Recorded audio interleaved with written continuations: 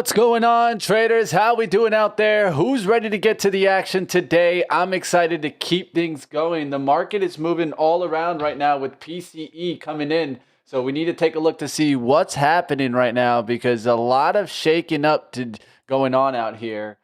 So taking a look to see what happened, of course, we got current dollar PCE increased by 36.3 billion, 0.2 month over month. So a little bit of an increase there, but pretty much coming in line with the expectations. So really not seeing too much change here, right? I mean, it is an increase in the PCE, showing you a little bit of inflation, but we are getting that reaction down right now. I have a lot of trades on, as you can see, so I'm here managing them, figuring out if I'm going to get rid of them or not at this point. Definitely seeing Marvell drop a little bit further than I expected here. It was just popping, right? I was here trying to get a short done. I was up like 86 bucks. Now we're seeing a little bit of a pullback. Now will we catch the dip, right? I think we've been down here multiple times. Need to see this quickly rebound. We'll see if the SPY can quickly rebound here also. Of course, it wasn't necessarily a bad thing, but we did get a run right into that report. So maybe that is something that's getting sold off right now. We'll look to see if we can come back quickly back above the 766.40s, right? Was this just an overreaction on the first move? We'll find out right now. Right? It shouldn't be like continue to drop, right? If it does that into the bell, that could be a little bit more of that sign that you're seeing a little bit of that washing out, right? So we'll look to see if we can get back above, start to quickly go into the green here and start to bounce back in the SPY. And I have multiple trades on. So right now, just taking a look at Marvell, that could be one name that I could probably be getting rid of as this name keeps dropping, but it's a strong name.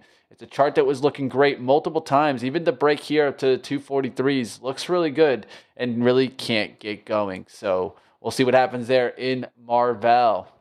All right, other trades on right now. I do have Qualcomm in the green, and this looks like it's probably going to start pulling back to pretty fast as we speak here. Microsoft tried to get the lift, couldn't get the lift there. So I have a couple trades on that are looking good. Some of them pulling back, right? Like SMR was just above 10. That's not a bad trade, but tons of trades on right now. And I got a lot also, of course, right there in the today's playbook action. We'll talk a little bit more about that coming up here. So let's keep taking a look in the market.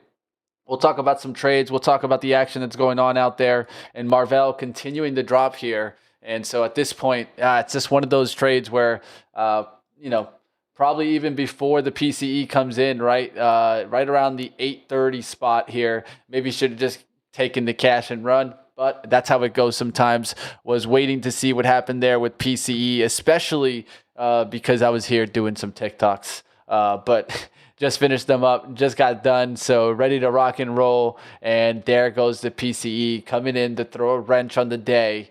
At this point, really can't let it go too much further down. Actually loaded into this thing. It was looking really good this morning of about 80. Now we're down about 50, right? Not going to let it go down through that $80, right? So right now it needs to kind of catch, and what it needs to do is SPY needs to catch here. SPY is continuing down and continuing to trickle down. We can go to the Qs also, as that made a little bit of a pop there and then quickly came back down. Even overnight, it looked like it was starting to come back through the 710s. We get back through the 710 again and then quickly reject it, right? So it seems like that 710 just can't really get above. You can see it on the hourly, how we tried to get above here and then just failed, right? So at this point, we really need to start seeing a quick hold. If not, the Qs will continue to let go here.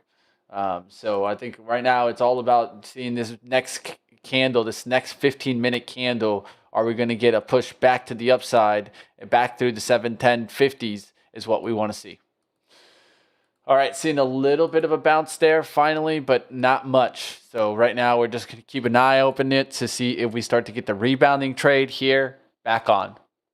All right, of course, you guys can take a look at the different trades that are going in the market. We'll talk a little bit more about things in the Sunrise report. We do got, of course, the playbook action. Of course, we can take a look to see names like SoFi to see if those can continue to run. That was doing a nice day yesterday, of course. This is a name that I've been looking at off the 18 multiple times. Now back up there towards the 1890s. Could be breaking into the 19s and above. Financials have been a nice hot area.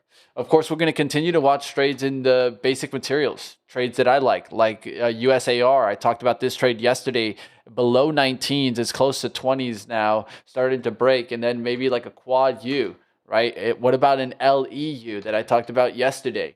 Right? Talked about this name yesterday back when it was near 179. It finished the day up there towards 194. Yes, you heard that right. Breaking a long-term trend line, looking really good here, guys. So I think this is a really nice trade to watch. So I'll give you guys a little bit of a longer-term chart to look at but this looks awesome right here, guys. So we'll look to see if this really gets going today, and that's in the LEU.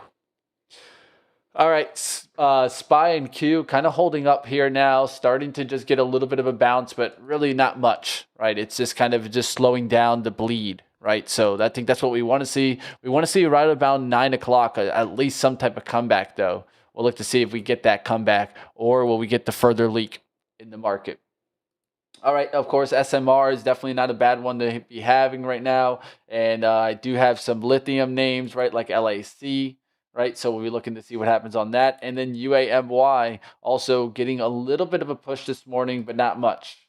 So looking to see that this name leads right out the gates today and starts to drive. All right, let's go ahead. Let's see what else we got up our sleeve here, guys. We're going to be taking a look to see what other trades we can get into. So let's go ahead. Let's take a look at some other ones here before the market kind of continues to chop around. And man, is it chopping around out there. Now we're seeing some names starting to come back a little bit there. Marvell got a little bounce there, but quickly, it's just a chop fest right here before the open. And of course, before NVIDIA, what are you doing, NVIDIA, this morning? This morning it was going higher. Of course, yesterday we gave you the trade.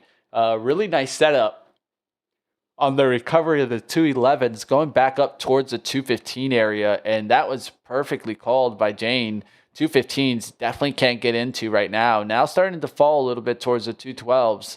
We'll look to see if this fades and then gets a little bit weak before, of course, the earnings come out tonight. All right, seeing the SPY just trickle on the sideways action, so we're going to keep going through. We'll go to the sunrise report now. Take a look at what stocks are moving in the market here. So let's get to that action. Let me go ahead up and pull it up here. Just give me 1 second.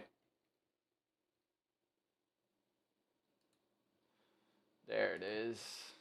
All right, got it here, ready to go. Let's go ahead. Let's get into this morning's sunrise report. All right, so sunrise report, we're going to talk a little bit about what's going on, of course, in the market.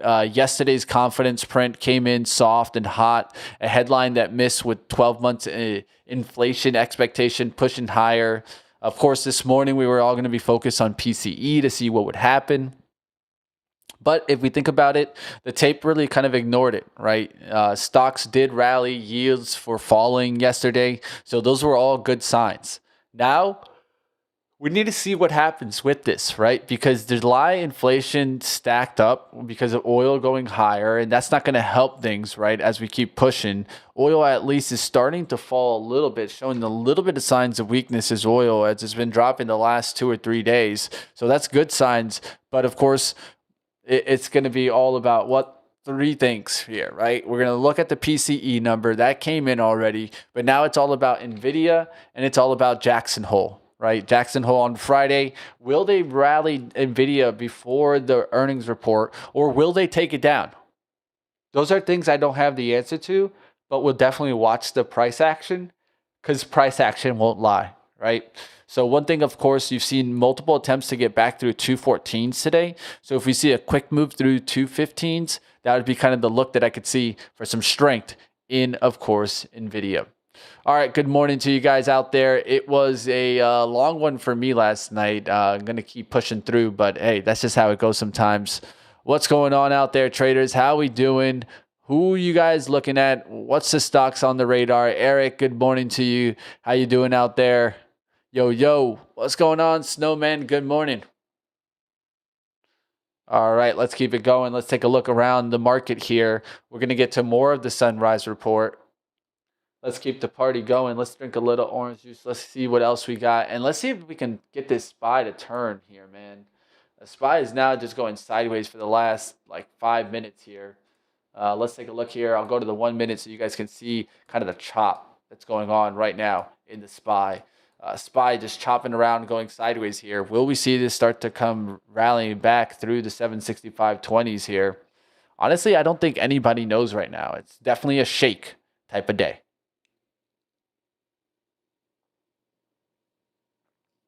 There was one stock breaking out yesterday that I will highlight in the basic materials, which was critical mining.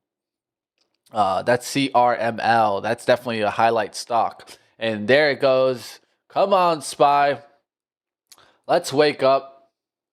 Somebody hit that alarm for the SPY and tell it to wake up. All right, let's go ahead and we'll see what happens out there, guys, to see if the SPY can hold on to the support here. Right around the 765s seems to be the support. So it really needs to kind of hold on here. If not, we could get lower and start to wash a little further down, right? So if that happens, gotta maybe let go of the trade and just wait, right? So and now it's kind of wait and see mode until the 9:30 bell. All right, we'll keep taking a look in the market. Let's go to some more on the Sunrise report. Let's go to some micro verdict, right? And let's see how that kind of panned out here. Last night, we did get one stock that was down big. Let's see how it's rebounding today, or maybe not getting a rebound at all. That's Intuit. Intuit, of course, going, oh, wrong one. Intuit. There it is. Intuit was getting a little bit of a bounce here. Was down big last night. It was down about 10%, 11% here. It beat on the quarter and lost the year because Q4 adjusted EPS came in actually really good. When you look at the EPS on this report, it was at $4.03. So then you're thinking, okay, that looks good there. You look at the revenues, $4.3 billion. Up 14%, beat the consensus of 4.27.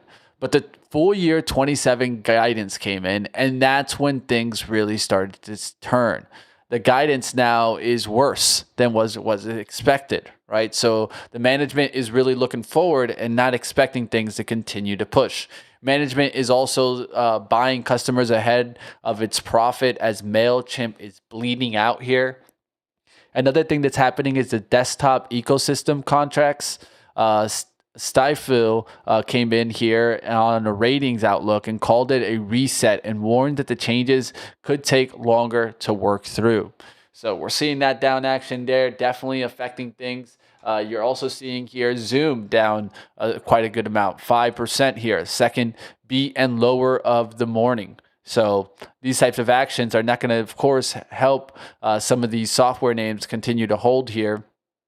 And definitely, software is not going to be looking as sexy this morning with the with the Intuit move, right? So I'll be looking to see if maybe this can rebound towards the open, but definitely getting a little bit of a pullback there and coming back here towards the 100.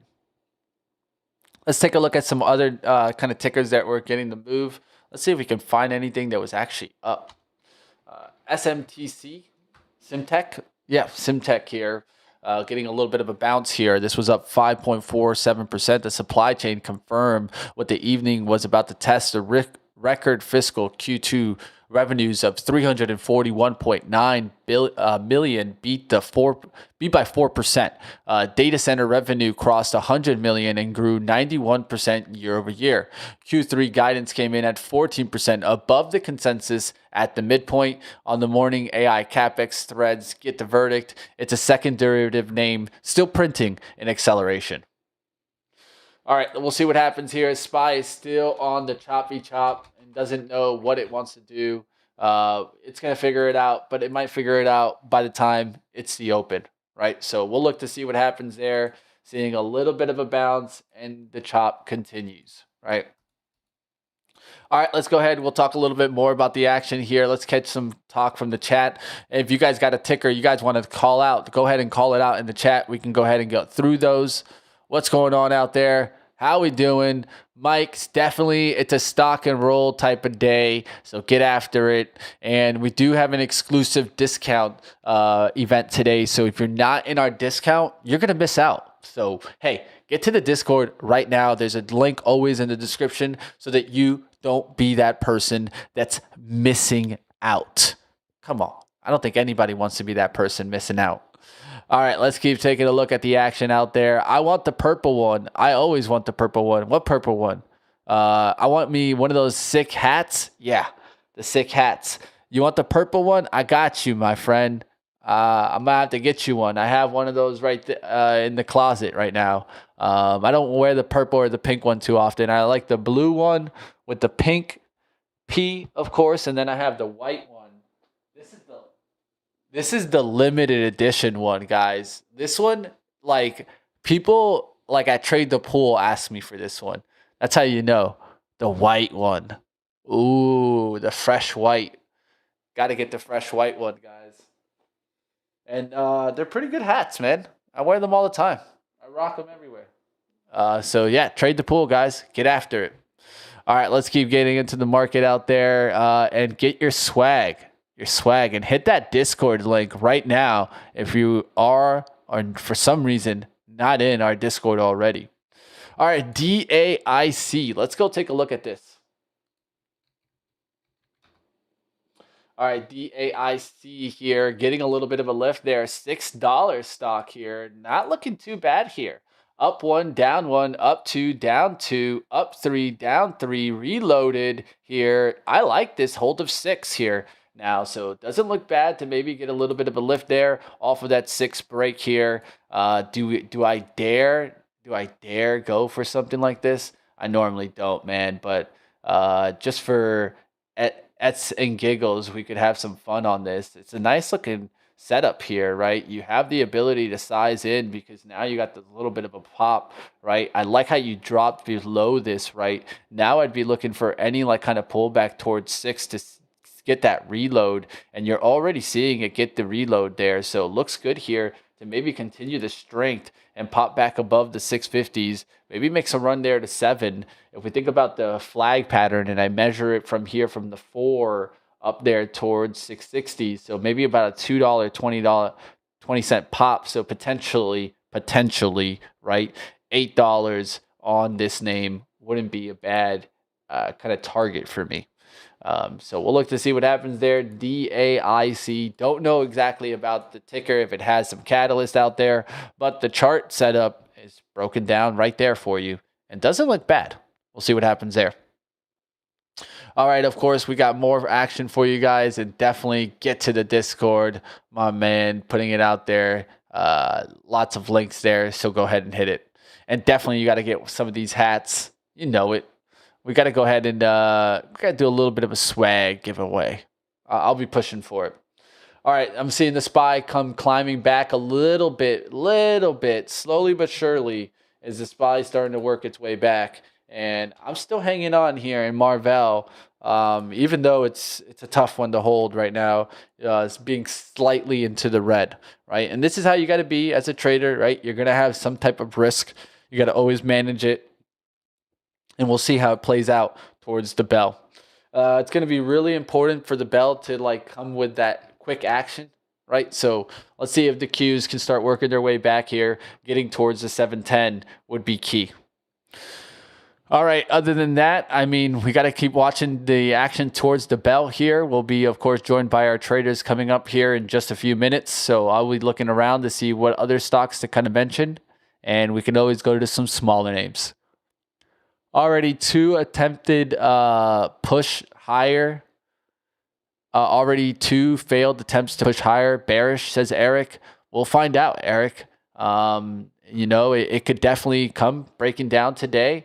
I mean, when you think about it, we haven't really gone anywhere, right? We've been just kind of rejecting to kind of rebound back above this longer term trend line on the 4-hour. So yes, do we need to start to get it back towards the 712s? Yes.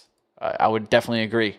There's another rejection there, and I always say, it's not about the 2 tops that matters. It's about the 3rd attempt, and then you want to see what happens on the 4th move. The 4th move is usually that move that really works in a direction, right? So right now we're making that kind of bounce right here, and that 3rd attempt to the downside. We'll see what happens here as the bounces just keeps staying within the 766 to 764.75 range, 766.25s.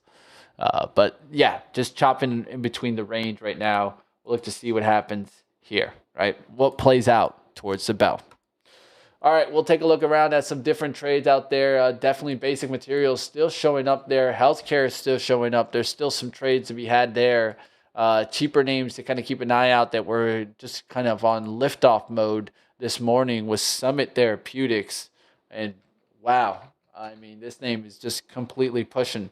Was there from 1350s, now up there that's 1550s. And if you look at the daily chart, it's a quick scoop for there from the 13s just yesterday. So trading up about 12%. Looking into this, trying to find some other trades out there, guys. NSPR is another one. I'm looking at the biotechs to see what's it like kind of holding in here. Johnson & Johnson being definitely a name that has been strong as of late. But we'll see. I mean, definitely it's one of those days where everyone's just waiting to see what happens for NVIDIA, and that could cause a wrench, right? The SPY is coming down now towards 764.50s, so that's definitely going to start to weigh in on different stocks here. So at this point, might need to cut my Marvell. Wanted to hold it towards the bell, but it's probably going to start heading towards the low if we keep on this path, right? So just still chopping around. It's not a complete breakdown just yet, but definitely seeing that lower wick attempt here. So now we need to see if this actually closes below the 707.50s, or do we just start to bounce, right? Because the Qs just did that wick attempt. Now we need to see if it actually closes below that, right? So you can see how you got the wick attempt, right? Now you want to see, do you just slam it down or do you start to bounce here? All right, we'll take a look to see what happens there. Definitely a little back and forth in the market this morning, and PCE coming in and turning things to the downside. Amazon starting to lose a little bit of altitude. Microsoft losing a little bit of altitude. That's one name I might just crash out, right? So some names definitely getting hit there. Qualcomm already out of that one. So, hey, it could be a day where we get some stop outs and then we try to reload, right? So we'll look to see what happens here as the market is on that pullback. XLE, of course, oil in focus. And let's take a look at gold. Yeah, I'll look at GLD for that outlook there. You're seeing gold already pull off there. And finally, we could see potentially a pullback there. I mean, AU's been ripping. Got up there to 124 in the after hours yesterday. Already back down there towards 119. All right, and the Qs, what does it do? It just keeps chopping, right? So the chop continues, and the SPY continuing also to chop. It's just back and forth here. I think what's going to be important to just watch the bell. You can see you start to get a little bit of a chop, a little bit of some buy. So, hey, a little bit of back and forth. Still trickling down those cents PCE is correct. All right, we'll look to see what else is going on in the market right now. Let's go ahead. Let's take a look at, see if there's anything else that we could look at. Of course, everyone's going to be watching NVIDIA's earnings today, and the street is at a 209 EPS consensus and roughly $92 billion in revenue. So that's up 97% year over year against, of course, a company guidance of a 91 billion plus or minus 2%. So I think one of the most important things is going to be to see what happens with the Rubin numbers, right? So one of the things that happened on the last report from NVIDIA was that they didn't give us the actual sell numbers. They were just trying to talk to us about the demand. And I think everyone's going to be waiting to see what happens. How are you selling this product, right? This big, $1 million kind of mini server, right? That's what I'm going to be focusing on. That stack approach is really the important thing to watch here. Because if it's doing really great, I think NVIDIA just keeps killing it. If it says that they're not being able to sell it, well, there you go. That'll definitely go ahead and throw a wrench in this story. All right, right now you're seeing the Qs start to come back to the 708, starting to try to make a little bit of a bounce. Like I talk about, still no defined action here. And I think you're just starting to see a little bit of the chop continue to play. All right, let's keep going, guys. And it just seems like the market is going to be a little dull before the open here. So just be careful out there. It's okay if you need to get out and get back in, right? All right, we'll see what happens out there, guys. Market's definitely continuing to fade off with that PCE news. And we'll see. Can it get the bounce before the open? Find out. All right, we'll keep taking a look at the market here. We'll be taking a look at different trades out there to see if the market can make its way back, or maybe it's time to go shorting gold or short oil as oils continue to come down. And as oil comes down, will we see the XLI wake up again? Will we see some airlines bounce? I know the airlines were kind of struggling yesterday, but then came back towards the end of the day. And I think these could be getting a bounce and getting a lift if oil continues to crumble. So UAL is definitely, DAL, definitely names that I'd be watching to see if they can get the quick lift today out the gates. Like always, I try to give you guys different trade ideas, but we always got more traders for more ideas. Let's go ahead. Let's bring on Michael Noss and talk about what he's seeing in the market. The PCE here shaking up the morning. What are you seeing out there, Michael? Boring.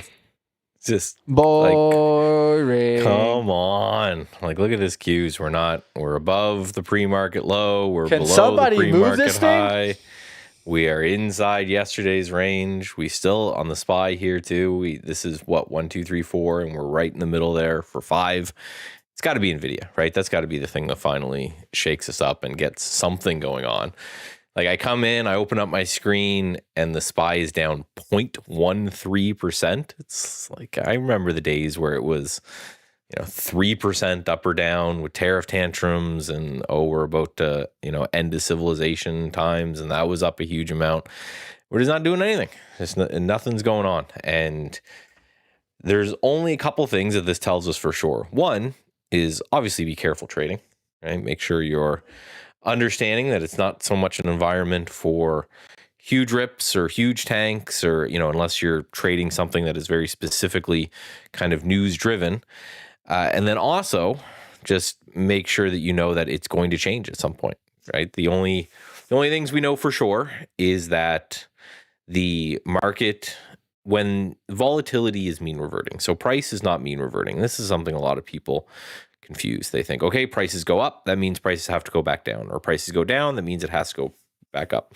Not always. It's one of those things where I do a lot of mean reversion, so I obviously believe in it, but it's generally mean reversion in an uptrend, right? You're buying dips in an uptrend, or you're selling rips in a downtrend, or something like that. What is mean reverting is volatility. So we, at some point, this insanely low volatility, and this is a bad metric, so make sure we don't have access to it, but make sure you're always looking at the underlying contract of the VIX. But you can see we are at record low levels. Actually, just let me get the underlying contract for you on the VIX. I think FinViz probably has this under futures. And just remember, right, the VIX is right here. So the VIX is not something that is traded, right? It is a metric of how many people are buying put options on the S&P 500. That's all it is. So if you see this number really high, a lot of people are buying put options on the S&P 500. If you see it really low, not very many people are buying put options on the S&P 500. So it's a fear gauge, right? Is how people look at it. Are people scared of the market? Do they not care? Is everyone indifferent? Well, we've been under kind of this magic number of 20 for a very long time. If you go back, this is 2025, so this would be something. This is the tariff tantrum, right? We got up to 40 on the VIX, and it is essentially you take the square root of 252 or something like that, and it's a way to price in what the market is expecting as an overall move for the market in general. And you can see market participants are very, very low in looking at this, what's happening. No one's really expecting huge moves one way or another. It also will, for those people who trade put options or sell options in general, it will just tell you what people are thinking about options. And they're essentially thinking that options are going to be cheap because, again, the VIX is low. So you put all that together and you just say, well, the market's not moving and the market's not expecting a huge move. However, If we go back here to the VIX and do a weekly chart, you can see the mean reverting nature, right? You don't even have to go that far, but if we do go that far, this goes back now to 2005. You can see the mean reverting nature and volatility. When volatility is very low, expect a spike. And when volatility is very high, expect for volatility to come down. No one knows how far, right? This is right here. This is the dot-com bubble, or not the great financial collapse here. And this is COVID, right? And this is the tariff tantrum. So, constantly there's something that spooks the market. People end up buying options, it spikes, and then it just kind of comes back down.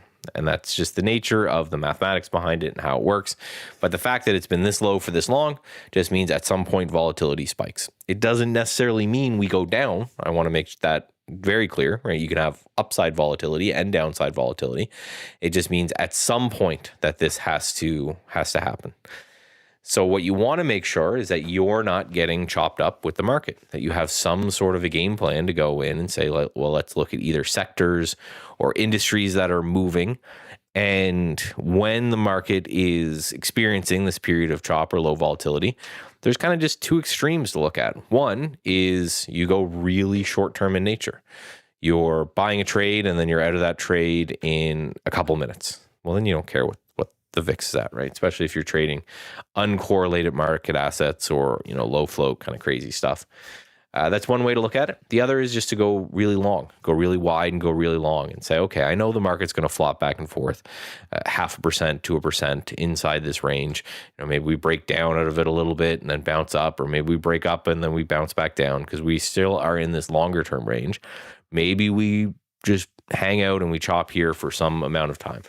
Well, if your time horizon is long enough, you don't care about that either. So if the time horizon is very short, you don't care. If the time horizon is very long, you don't care. It's that middle ground of trying to play something for kind of 1 to 3 days up or 1 to 3 days down. That's where you kind of get in trouble in this particular market. So this is why I'm doing a lot of kind of mean reverting stuff, a lot of buying dips, selling rips, moving around, doing all that kind of stuff. And in the meantime, we just hang out. Now, the story has been the same, in which the Qs are still relatively weak. They're relatively weak over the last week. They're relatively weak from this all-time highs. The tech has been the dog. If you look at how much it's retraced of this big couple-day pop that it had, and you compare that to the SPY, it's been way more of an aggressive pullback on the Qs than the SPY. Then the RSP, if you're looking at the RSP, hasn't moved at all. It's in any way, shape, or form. XLI is getting interesting here. We're gapping up today when everything's gapping down. Really oversold here. I'm looking at that area. IWM, more looking like the SPY than the Qs, just showing, again, it is tech that is having a hard time and not so much anything else. Tax talking about Meta. What's going on with Meta? Oh, yeah, we're ripping here on Meta. So probably some good news there. Great. It's the software versus hardware, right? The tech versus non-tech. All of that stuff is still kind of remaining. And I think the biggest watch now isn't even oil, because we've seen oil down the last 3 days in a row, and the SPY has also been flat those days. So the sell-off in oil isn't giving us the relief that we used to have when we were looking at those particular contracts before. What we're doing now is we're essentially, I think, waiting for NVIDIA. So I think it's more, we're looking at tech and we're looking at bonds. That's like the story that everyone seems to be focused on, is whether or not they can increase the bond price to decrease rate or not. And right, nice little push up here on bonds from 82 up to 83.5 in pretty much a straight line. And that was after this kind of Besant, call it the Besant pop or whatever. I know bonds aren't the most interesting thing to take a look at with all the cool AIs and robots and rare earths and nuclears and all of this, but I guarantee you it is incredibly important for the overall market. It is a must watch because it's what we care about right now. It is the thing in which we are concerned with. And if we can get this bond market starting to rip, I think that is the most bullish thing. But the only thing that matters today, not even PCE and whatever else came out, because again, the markets haven't really moved, is NVIDIA. It's the only thing that matters, right? We're flat here as well. This is yesterday's range on NVIDIA. We're right inside of it. All eyes on that. I know we're having an earnings stream. This is the biggest. This is kind of like the finale. It's like the banks start earnings season, and then there's a whole bunch, and then NVIDIA ends it because they report so late, being so big and so important to the market. I think the only thing that matters is what happens here to NVIDIA. That's the only thing I'm really paying close attention to. So levels to watch and things to note. Well, we talked about this yesterday when I did the presentation. I'll grab that back for anyone who wasn't there then, and we'll look at some just key numbers, because I want to watch this thing like a hawk throughout the day, because I think it's, again, just hugely important to what's going to happen tonight. But essentially, it was a 7%-ish move up or down. So call it, 10% would be 20 points. So call it like 15 or so points up or down. So that puts you in the 200 area, or it puts you into the, here it is, puts you into the 1600 area. Or 26, never do math live on stream. I've been taught that my whole life. So I'm going to bring in here. Oops, I'm going to bring in right there, this guy. And this is the presentation we did yesterday. Don't worry, I'm not going to repeat the whole presentation for those who are there. But this is what I need to look at. So this is what happened last May when it comes to NVIDIA. We had this gap up, and then this kind of huge complete fall apart, down 18%. Then these are the last 4 earnings report. Some sort of gap up or sideways open and then falls apart each and every time. So I am looking for the opposite. And I think the market is looking for the opposite. If we can get a real strong move out of this environment, if we can say, hey, we are bucking this trend, finally. If you look at these stats, it's only 38% of the time we are positive 1 month out. If we can defeat this monster and we can have NVIDIA start to drift up, that I think is the catalyst that everyone else needs to go, okay, we're good to go. Because if we go back to the RSP, the average large cap stock is doing just fine. It's holding right at these highs. It's doing fantastic. It's doing great, right? Sunshine and kittens for everyone. It is the big tech names that have been weighing us down. So we just need those to lighten up. And, if you think about the big cap tech names, they are all kind of one trade, in which that trade is just AI. So I look at it as all NVIDIA needs to do is to just say, yes, everyone loves AI still. AI is amazing. It's fantastic. Everyone's using AI. And then the whole market takes a big sigh of relief, and then we rip. Because if you look at what happened to the market, even though we had these pullbacks here in individual names, in NVIDIA, we didn't see those same pullbacks in the market. We saw the market being able to hold on just fine, with NVIDIA kind of selling off a bit. So as soon as we get that big sigh of relief, that's what I think is happening. That's the only thing I think that matters today. So I am going to be in a very much a distrustful mood all day. Didn't trust the little rip we had, not trusting this, I don't want to say sell, because we're inside everyone's range. I just think we are going to be choppy and messy and ugly until that happens. So I'm currently, every time you see me look over here, I'm currently looking at my parabolic short engine and all of these different things, and saying, okay, let's find something that the market doesn't care about, that is moving independently of the market, and let's focus on that today, and let's kind of stay away from more market-related type names going forward. All right, so I think we have Jane in the back, ready to go, ready to give us some big levels. So let's bring on Jane. Hello, Jane. How's it going? Hello, Michael. How are you doing? Are you as bored as I am of this market? No, I mean, I'm loving, I just did a little infographic here to show you. Let's pull that up right. So this is the short volume by ticker. The Russell has probably that best potential to squeeze. The Q's 67% short, SPY 63%. So what do we like about this? If we break above the bigger money levels, then we are going to see an amazing short squeeze. I think that you are right. Looking at the bond market, TLT, is important. However, I feel like they're going to take this market higher before they go ahead and raise the rates in September. So I truly believe that we are going to see roughly a almost 3-week run into that next FOMC meeting, a new high for the market, and then further positioning. We have seen over the past couple of days that we do have positioning happening, right? We have been somewhat sideways. And when we have that sideways price action, what's going on? It's going to be the positioning of the market. We are all waiting with bated breath to see what happens with NVIDIA today. However, I do want to pull up the MAGS chart. We have a downward trend breakout. This is awesome.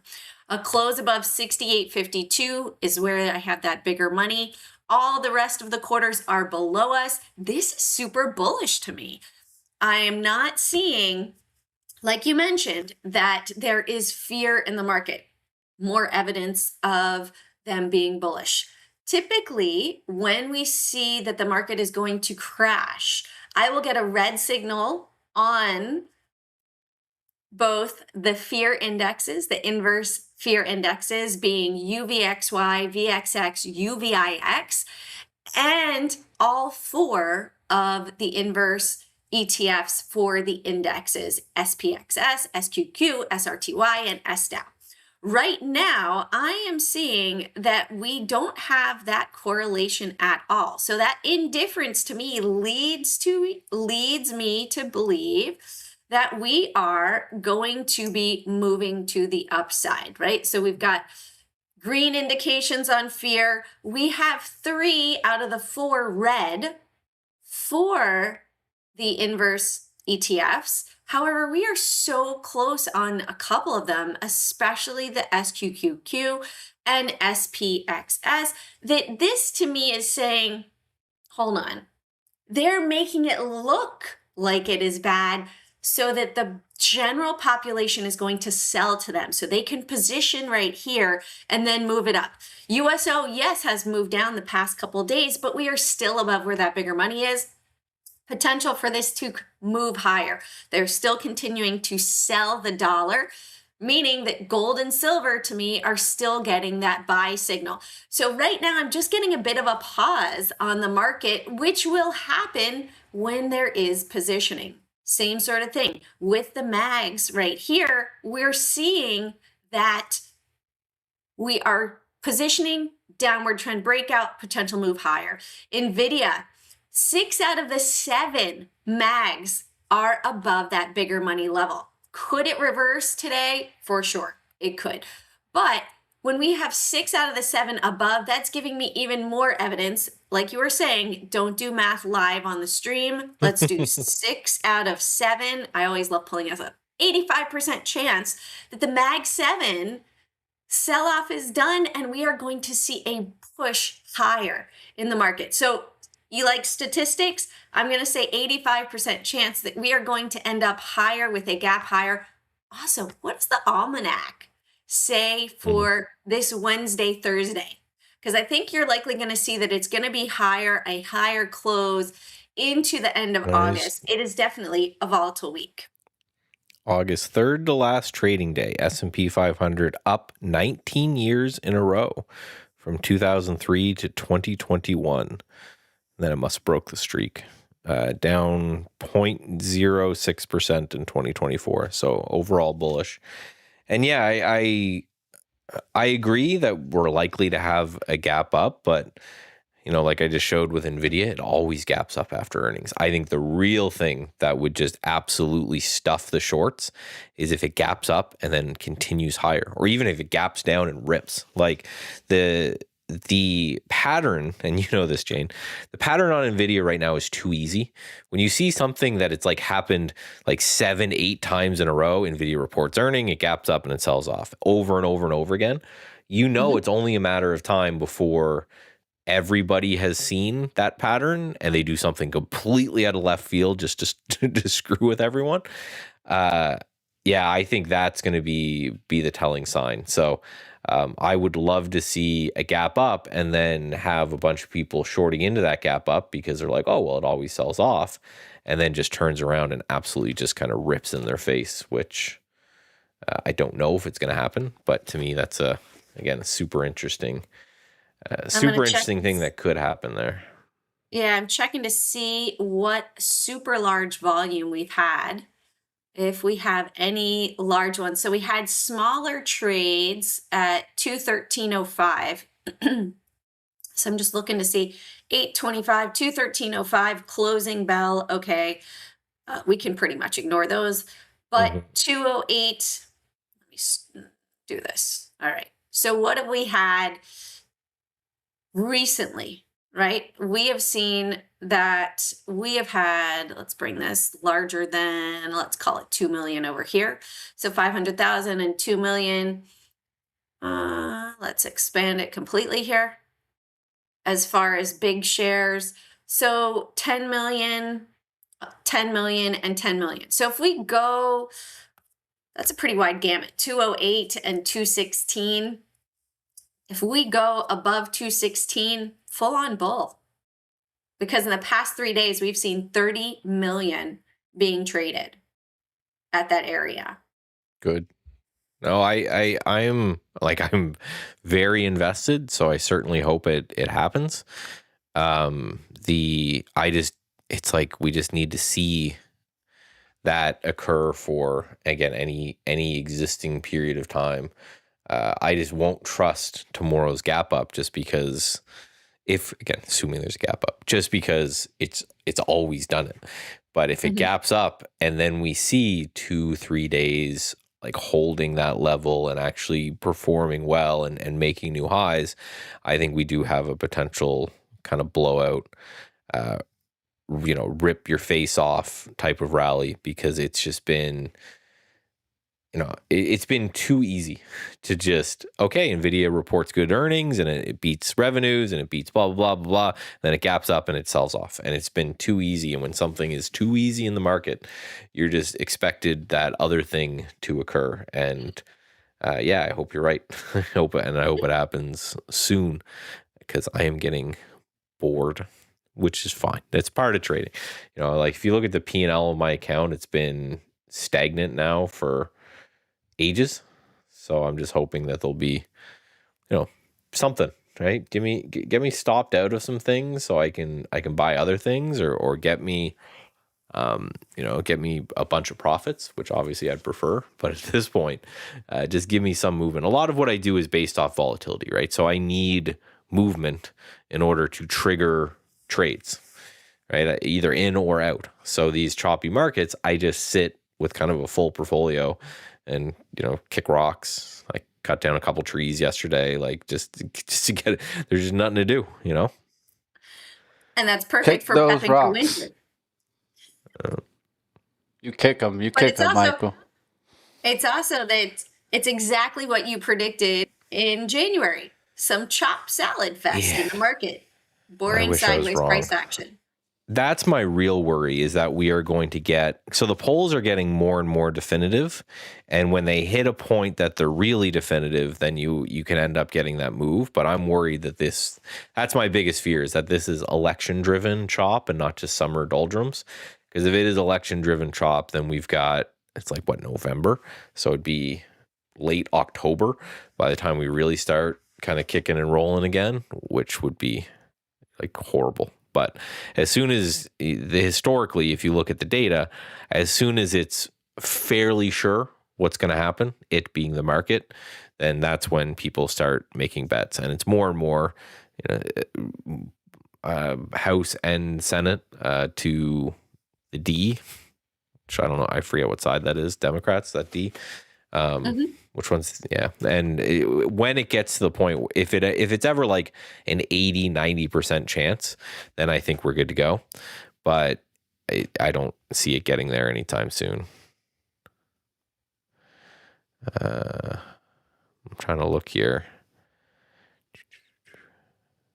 Which party will win the House? Yeah, okay, do that.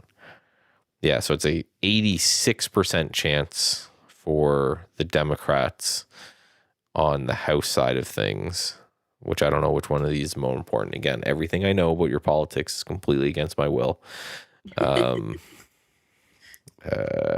Senate is the other one. Yeah, the House and the Senate. Yeah, which party will win a Senate? See, that's still 50-50, right? It's like 52%, There's just no crown 48%. involvement like in Canada. So yeah, we did. I guess that's the race, and I'll bring this over here. Like if you look at it, this is, and always think as a hedge fund manager, right? If these are the guys who make the laws, and this is the probability that one or the other is going to win, which is just like a dead even, noise kind of race, 50-50. You're like, okay, well, I'll wait to see who figures it out, and then I will make my bets after that. I don't have to make my bets right now. I probably have a bunch of bets on, and I'll make my bets when that happens. And if you just go over and over through history and you look at it, I'll grab this one as well. The midterm election stock charts always look roughly the same. This is a really strong, like relative year. And yeah, so just grab this in here. All right, so this is the average year is in black, the average non-election year. And then this is the average midterm year. So this is from JP Morgan, and it goes back to 1946. So you can see we're doing way better than the average this year. We're way stronger. But this kind of, August pullback, which we're seeing, and then September, October kind of mess. And then the red line here is actually the election day. So we start to bleed up going into it. And the idea there is that's when, generally speaking, there's more of a certainty as much as you can get in an election for, okay, this is likely what's going to happen. And then you have the best 3 months, which are always November, December, and January. Those are the best 3 months for stocks on average. And then, right, so off to the races. And then you can see usually what happens January, February. So if this chop is being caused by the election, my unfortunate news is we may have a lot more of it. Yeah, that's the unfortunate thing, right? I think you're being smart there, right, Michael, in that thinking. The only thing that I think could cause a nice catalyst coming into the next month, of course, is Cheese visit coming in here in next month. I thought you said Cheese's visit for a second, and I was like, what? Yeah, they're like cheese. We got maple syrup futures up here. Maybe you guys got cheese futures down there. I don't know. Hey, you got to get the cheese next month. But yeah, so that's what I'm thinking. Maybe I'm watching some China names, right? The FXI has been on the pullback. I think at some point this starts to get going. Take a look at that chart. What do you think about that chart long term right now? FXI. That's I know you could probably draw handle. Yeah, and then if you draw like a trend line all the way up from from the peak of this chart, right? Like if you go a little bit farther back, right? I think it's a really interesting looking chart. You got to really go back in time to 2005, but it's a chart that could be making a bigger move. I like these longer term kind of, if this was a 5-minute chart and this was like pre-market, right? You'd say, oh, that's a nice flush and then a break back up. Kind of looks like that. It's a bit of just a mess, though. Yeah, come over to my chart here. I think I have it drawn out already, so like we can kind of show a little bit more of the level here. Like that to me just looks clear. Yeah, right? I'd say 36.30. We're good to go.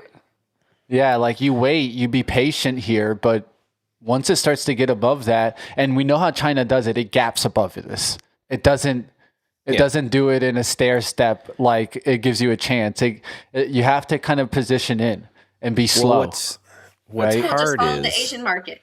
It'll trade that way. Yeah, that's what I'm actually going to bring that up now. Because that's the point I was going to make, Jane, where basically you got to think you are looking at the overnight session for China, right? So you're looking at, imagine if you took an Apple chart and you took out all the day's action and you only looked at the overnight sessions. So what is it? The Hang Seng? Is that? Hang Seng, yeah. Hang Seng is the. If you go to also CNN.com, they have world markets, and you can check them close. And this see is the beauty exactly of what's going on. Right. If you want an argument for TradingView, here's one right here. Is that, so I got it up here, is that you can chart anything from any country, but it's funny. It looks pretty close, right? It looks almost the same. They just started with 24-hour candlesticks. It used to be a premium feature, and now it's going to be like a public feature because everything is trading 24. Well, and yeah, as soon as, you've got them all trading now, and it's only going to increase once the NASDAQ, again, they're applying to the SEC, but the SEC just has a guy with a giant rubber stamp in it right now. That's the only thing that happens. You walk in, you hand him a piece of paper, and he stamps it approved, and then you walk out. But yeah, so this is the actual, this is from Hong Kong. This is traded on the Hong Kong exchange. You can see it looks pretty identical to what we saw there. And yeah, I like it. The caveat that Mitch gave, I think, is spot on. You can't trade China or any other ADR the way you can trade most stocks because everything is happening over there. So every gap you're seeing is just a full days of trading action over there. So you're basically only trading the gaps, right? You're getting the gap up, you're getting the gap down, it's going to gap all the time. So I just think you have to have a little bit of a longer term kind of view, a little bit wider stops, that type of thing. I always recommend, you trade China like you trade biotechs, where you expect gaps, you kind of price them into your risk that you're going to have big gaps one way or another. 30 seconds to the bell here, less than that. We're getting to the bell here. Markets are starting to rebound a little bit. I got Marvell back into the green, so that makes me feel a little less. I did get stopped out in my Microsoft, so stopped out in Microsoft, stopped out in Qualcomm this morning, and stopped out in Micron. Those three are stop outs. They're small, but they add up a little bit, right? So I think at this point, I'm glad that I'm kept one, right? Sometimes I just go with the chart, right? So I'm sticking with that. Let's see what we can do today, guys. Let's get after it. Put those sleeves up. Let's take some hits and let's give some back. Let's do some punching back. So we got a Trump out already. He's out. Oh, talking. He's already helping. Q's waking up here, right out the gates here. CIA director's visit to Russia. Say it might be positive. Prices are coming down. A lot of oil is pouring out of Hormuz. The Strait of Hormuz is functioning. 10 million barrels left yesterday. And that he'll look at regulations for beef plants. It's kind of left field, but so a little more pump. A little more pump from the Trump this morning, right? A little happier vibe so far. Yeah. Let's see how long the markets are reacting lasts. happier. I'll tell you that much. I'm doubling down here on some names here. I'm going harder on SMR, especially. This is one name I wanted to step up to the plate today, and I just doubled down. So there you guys have it, doubling down here on SMR, looking for a push higher in these mineral names, especially out the gates here. So let's see if we can get a good push on UAMY and some other stocks here with that nice Trump coming in here right out the gates here. I like it, Trump. You're starting to get better. I told you to get that technical analyst. He'll tell you, you want to affect the markets? Tell him at open. Yeah. Yeah, rip her out of right off the open. Thank you very much. Yeah, tell them at open. Get everything Look at going, that. but Got a nice little bid fill. Yeah, we're trying here on the SPY to break through just the opening kind of 1 minute. There we go. Let's see if we can get back to the pre-market highs, right? And then pre-market highs are kind of lined up with not yesterday's high, but we do have this giant resistance level. That was most of yesterday's action right here at 765, 766. Through there, that's where things could get interesting. You can't make this, my tinfoil hat's on right now, guys. But look where I got stopped out this morning, right? Like, look where I got stopped out. Right here, 36.25, the low there, 36.27. I don't even know how I got stopped out there. I'm going to have to argue about that one. But look at the move right back up, right? So right on the last little tick and then boom, candle back up. I'm back in it, Microsoft here, but that's just how it goes sometimes, right? But this is also an example of why you need to be able to let it go and be able to get back in the trade. It's okay that I can take one loss if I can make 4 times my money or more on the upside, right? That one loss will get made up, right? So just let it go out the day and look to see the action. We're getting the action that I was expecting to see, which is straight up out the gates here from Microsoft. Now, LIT alert there. LIT alert here for you, Jane. There it is, 900. I had this on the watch, looking for a nice rip above the 900. There's the move. I actually really like this move. I would love to grab some on pullbacks right now. So what I'm going to try to do is get some here at 900 and then look to dip by a little bit more. So I grabbed there 2 shares. Now I'm going to go looking for a little bit more on the pullback. Let's see if we can get some LITE down towards like 885s now. That's where I'm going to be looking back down towards. And I need, far pullback now to add the bigger size. But if it just wants to run here, I want a little piece here. And then going to look to see if I can get a nice piece back down. All right, let's see what we can do today, guys. Getting after the market. How are you guys doing in the chat? Let us know right out the gates here. Getting after it. Now have what? I held on and 6 trades into the green. Yeah, sometimes it's hard to do this, right? I did get some stop outs. Just respect the levels, right? That's the only thing that I would say. As long as you can keep to your risk sometimes, you might be able to get the reward. Yeah, the SPY here is trying. We're about to tick green on the SPY. We just ticked green on the RSP, so the average large cap stock cracked through there. The Qs just ticked green for a second. So it did the SPY. So we're starting to, if you look here, SPY, Q, RSP, these things were down, not a lot, like, 0.1, 0.2%. Starting to go green. I think the Qs was down 0.5% at one point, and that's starting to go green. So now can we get above yesterday's high? Now I am on record and still believe I don't trust any of this. I don't trust the rally. I don't trust sell-off. I don't trust. So, as things are going, I'm just reminding myself, NVIDIA earnings tomorrow, right? NVIDIA earnings tonight. And when that resolves itself, that'd be great. And are we, doing some buying going into it? Yeah, maybe. I just don't know if I see a world where we're kind of breaking out of this range. Look how tight this range here has been on the SPY over the last handful of days, just back and forth and back and forth. And all of that leads me to believe it's just positioning for a bigger move. Yeah, well, and it's, is everyone going to take a huge bet right now, or is it that, okay, let's watch it? From my experience in hedge funds, there's a lot of boring meetings happening right now with analysts and traders saying, so if NVIDIA says this, what do we do? If NVIDIA says that, what do we do? If NVIDIA, right? And they're just doing this theory crafting, like probability analysis, so they can all sit there with their fingers on the trigger and say, okay, numbers came in at this, execute that plan, or number came in as this, execute this plan, and just having that plan for everything kind of all set up and ready to go. And then you get this explosive move. So make sure you're hanging out and you're getting ready for what it is that we're doing as well, right? For sure.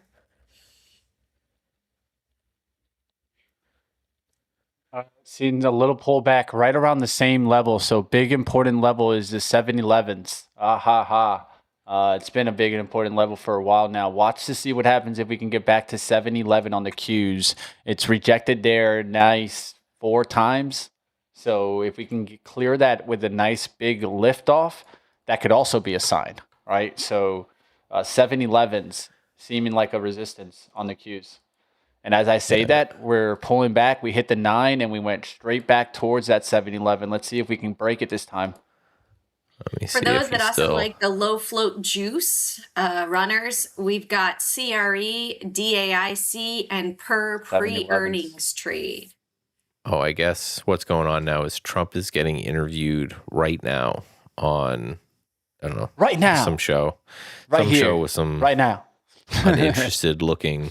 Oh no, that's a picture. I was like, man, that dude does not look interested at all. But it's a picture. That's why it's not moving in any way. But yeah, so just note, there's what he says is going to obviously move the market. So if he's on there chatting about stuff, just make sure you've got, stops in place, fingers on the trigger, that type of thing. Walter Bloomberg just tweeted the stream, which I am not Oh, he's moving now. Oh no, that wasn't a pitcher. He was really just that bored for that that period of time. He's moving now. Uh-oh. And when your interviewer seems like he's a pitcher, it's an exciting one. I'm in a little per trade.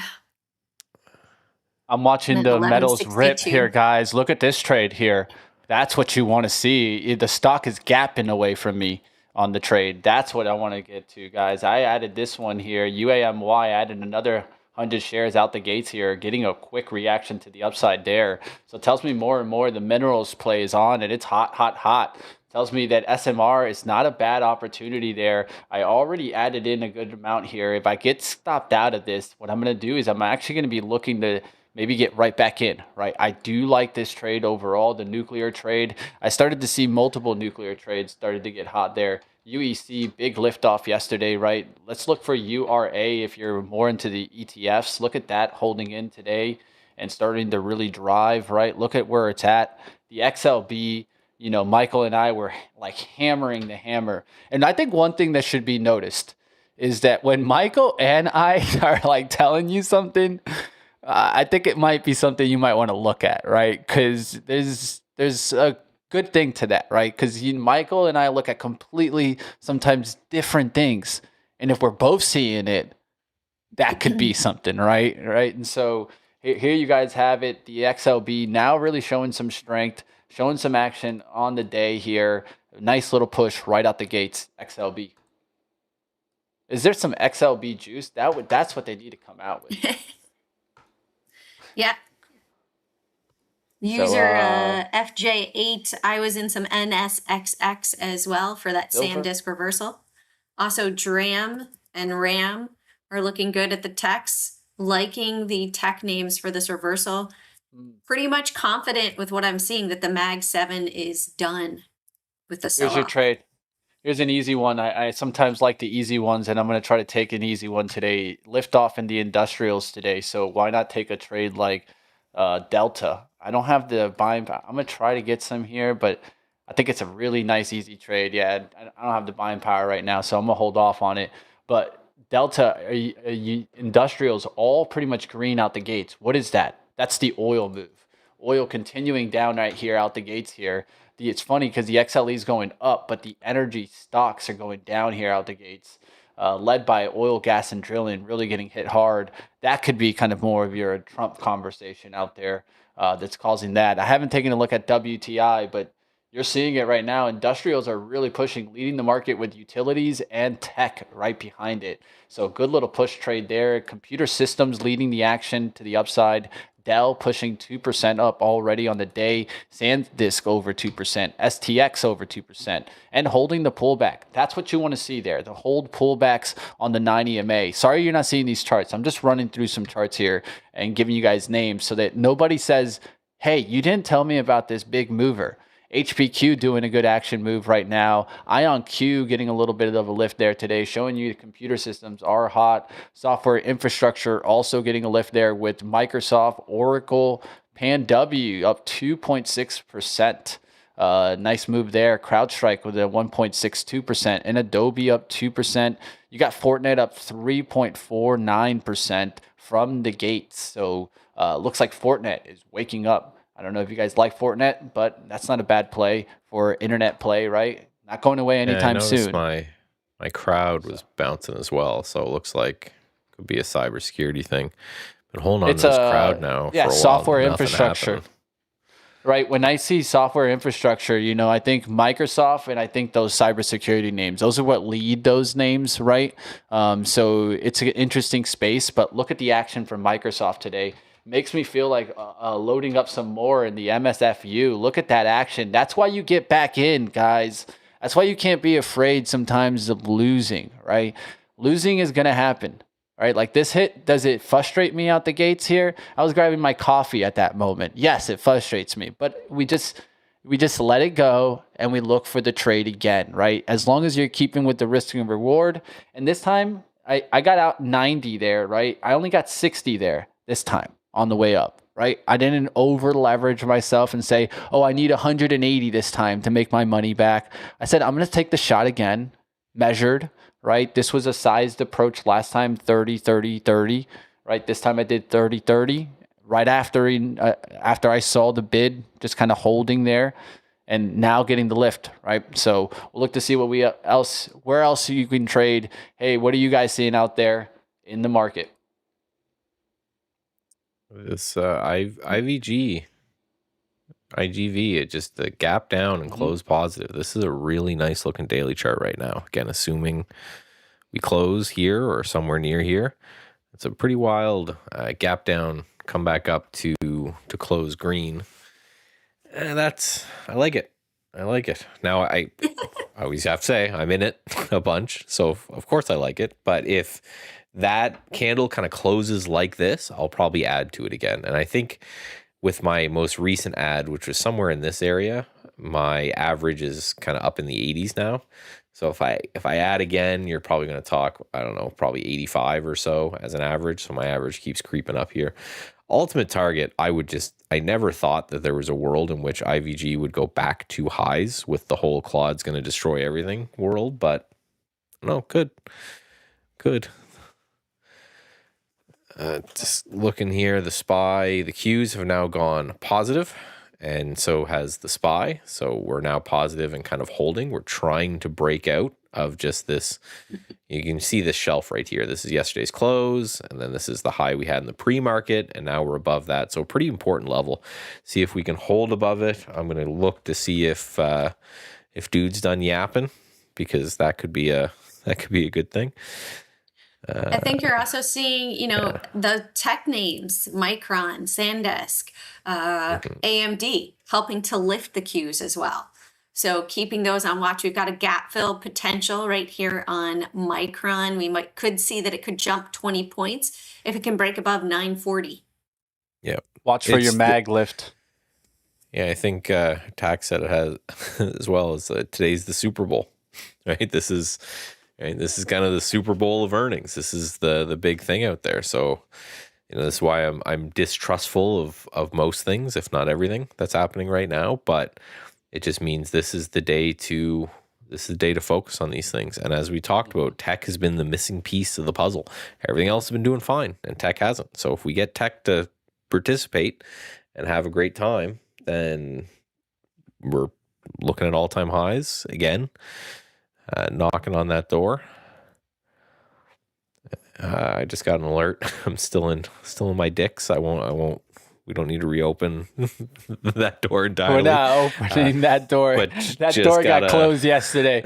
But just got an alert that we went positive here. So I know there's a bunch of people that like to play this. I'm still very underwater. I think I bought right here. But you didn't see our YouTube community note. No, just joking.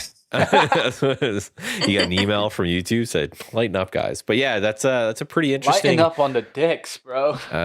Gap down and then rip positive. I don't know if there's maybe more news or something came out. Again, I'm obviously underwater on this still. I bought in around 133, and my stop's about 20 points away. So I got somewhat close. It was probably 213, 212. I'd have to look at it there. And remember, this is just, I gave you guys the whole stats and everything here. It's like a 3-week hold on this name. So I'm still in. We get, it's not that I'm down, that it was kind of disappointing, because I'm down on stocks all the time. It's just the speed, just like the watching the bleeding all day. Like every time I looked at my phone, I was like, oh, there goes another couple $100. Oh, there goes another $1,000. So it's the whole thing with mean reverting. When you mean revert, when you trend fall, when you break out, you're wrong a lot, but you're generally either right or wrong kind of right away, right? The thing breaks out and it just kind of goes for you, or it doesn't. When you're mean reverting, generally, because you have to give things, mean reversion needs kind of wide stops and loose stops in order to work, you sit in pain just a little bit longer. So it creates this is why it's so important, especially when you're mean reverting, is to trade very small, because I knew by the studies that there could be another 10-15% drop, and that's on average what would happen. So I had to size myself accordingly, but it still doesn't feel nice that like every, you check your phone every 30 minutes or so and you go, oh, well, That was money that I had before that I don't have now. But we'll see. It's interesting. Look at the daily chart, that gap down and continuation. I'm not saying that we're going to rip right back up here again. I'm looking for 3 weeks or so of a hold, but if we can kind of meander back up into these 130s, 140 area, I'll be taking some there for sure. And will you move your stop up at all as the price moves up, or will you leave it just where it was? No, it creates such, especially when you're testing and everything. The second you move anything, it creates so much more complexity in your testing. Because right now I've essentially tested my entry point, and it was like 2 ATR-ish or 2.5 ATRs lower, which was about 20 points. And I've tested that, and then what happens 15 days later? Any kind of tweaking or changing or playing that I do throughout, I've just kind of completely gone off script at that point. I know roughly what the gain should be based on like an average potential gain. So when we get there, I'll probably take some. If we get there, shouldn't be that confident about it. But yeah, it's just every change you make creates like a decision tree. Ever seen these shows that's like multiple universes? Like every time you change something, you've created it's the same thing with systems trading. So every time I go and I change something, it's just split the amount of decisions I have to make over and over and over again. And when I've got like 15, 20 trades on, having 30 decisions for each one just becomes just an incredibly complicated thing. Well, it's a fun day today because right now in the last 15 minutes, there is not a single thing in the red. So there it is. If you're playing bearish, you're probably feeling it right now. There's some stocks, of course. I'm talking sector-wise, definitely getting the push. Even energy coming back here. Basic materials still leading up there towards the top. Industrials, utilities all are doing well. So if you're looking at those, your independent power producers doing well. All utilities pretty much doing well right now. So tech is also doing well in the last 15 minutes. It pulled back a little bit there, but getting hot again here. So let's see if it takes another level higher. I think at this point, you should be looking to see if you get that continued rally. Let's see what happens. Yeah, so Tuna asking, have I gotten any accounts funded with the bot? Yeah. Yeah, I've done that live with you a couple times for a couple different strategies. Mostly, and I've told you guys this from the beginning, for me personally, Trade the Pool is an amazing testing ground in which, my real account, before I want to move a strategy into like my big kind of brokerage account, I want to have it tested in a way that, there's actual fills and what's actually happening in the market as opposed to just back tested kind of data. So I build a strategy, and then if it passes, great. I'll, continue to trade that on the side there as well. But it's like more of a, can you beat this combine to make it worthwhile to put it in a slot in kind of my real account. So yeah, and again, if anyone wants to know, we have on our YouTube or on our website there a whole series where I talk about how to integrate signal stack into Trader Evolution, so you can trade right from TrendSpider or TradingView via webhook. You can do anything that outputs a webhook, but those are the two that I know are kind of be the most common. That has, here's a webhook, and then here is passing that trade down, that idea from webhook to trade to kind of go from there. So it's great.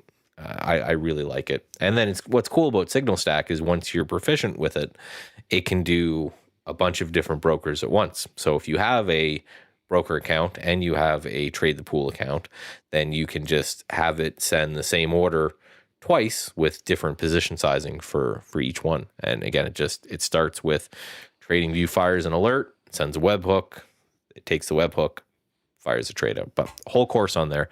Won't bore you with all the details. You can go check it out. Michael, I'm gonna try to set one on a 4-hour chart. I don't know what it is, but do it. I see it. It's hard for me to like trade it because it's so slow, right? Yeah. It's so slow. Like it's definitely something I got to put to the machine. But look at that entry today on Marvell, right? Like those kind of wick entries. If you can attack that with the right risk to reward, I mean, well. Right, with the 24-hour trading, right? That's a huge advantage of being able to do something like this, where your trading view, or even with Claude, right? As you could back in with TC2000, it could send the webhook, like all kinds of cool ways you can do it. Like Crow was talking about CLI, which just means command line interface. So he's using like back end programming to do it. But yeah, you can just have this thing trade. And then at the same time, because you have Claude, and I'm sure you have Claude downloaded on your phone, you could have it wake up and send you a little message. Say, hey, Mitch, we just bought this. Do you want to go take a look at it? And because there's an iPhone app for Trade the Pool, you could get that notification. You could check on your, right? It's just so much more freeing. It's like these things are just working all day long in different, this is why I trade so much. Like I currently have like 16 holdings going on. It's because I don't have to monitor them. I'm going to get an email at the end of the day at 10 minutes to the close. I'm going to get a message and says, okay, you want to sell this, this, this, and this. And then if anything trades in real time, I'm going to get a message say, hey, buy this. Hey, sell this. And I'm not worried about the individual trades. I'm just monitor. I'm worried about more grand positioning. I'm more of like the CEO and less of the worker bee here. Let's go LITE. Starting to take off here, guys. And I jumped into this one on the pullback, gave you guys the breakdown of how I wanted to come at it on the pullback buy. And there it goes right back towards the highs. Looking good here. And I also went 2 times in this space, Jane. I don't know if you know the Sienna, right? CIEN, right? So I did bought this one, and they trade very similarly. They're not perfectly correlated, but they're in the right theme, right? In the same space. And one of the things that I've been hearing more and more is that, but opticals and more like these slight hardware, the scientific hardware being mentioned by the people that go on Fox News, right? And CNBC. So what does that tell me? That tells me that big money is probably sitting there, right? So I've been lately using like my own thinking of when I see people mention like these big money managers mention trades on Fox and News, right? That means some money is behind that, right? Some money is behind that. Does it mean that they're right or wrong? No, it never tells us that they're right or wrong, but it tells us that there's money there, right? So I've been watching this trade. Exactly, right, Jane? Positioning. And so this is showing me some really good life on a really good daily chart. Right. So that's what you want to see. Right. So if you look at the daily chart on this thing, and it's something that I already had in, of course, the market intelligence brief that you can be getting only in the Discord, may I say. But look at the action there. The daily chart on this thing and the weekly chart is really prime to kind of hold, give us that trend line break. Right. Trend line breaks, pulls back, undercuts, and now starting to rally. Let's go. Let's go. Does this thing want to run to 1,000? Who knows? Who knows where we could be? Breaking here on the SPY, we broke that high, and we've just been consolidating there really nicely. Right? No real kind of sustained pullback. So the next area is this 768. 768 kind of begets all of these highs over the last 5-6 days in the SPY. Still in the skeptical tank, but I'm okay, totally okay with being wrong. And maybe we actually do get a bit of a push through these before earnings. That'd be great. Or at least go hang up, get out up here. That's still a decent move. You can see we're starting to make that now. We're at 767. And roughly, this is 768, give or take. And that, if you go to the daily chart, you can just see that is the last prior days, 1, 2, 3, 4 days action going in there. As well. So it'd be interesting to see if we end up breaking out there. I'll keep looking to see if this is if Trump is done or if he's still chatting about something. Did you get a hangover alert yet for DAIC? I actually just that's this guy right here. Actually just got triggered in DAIC at 5:57.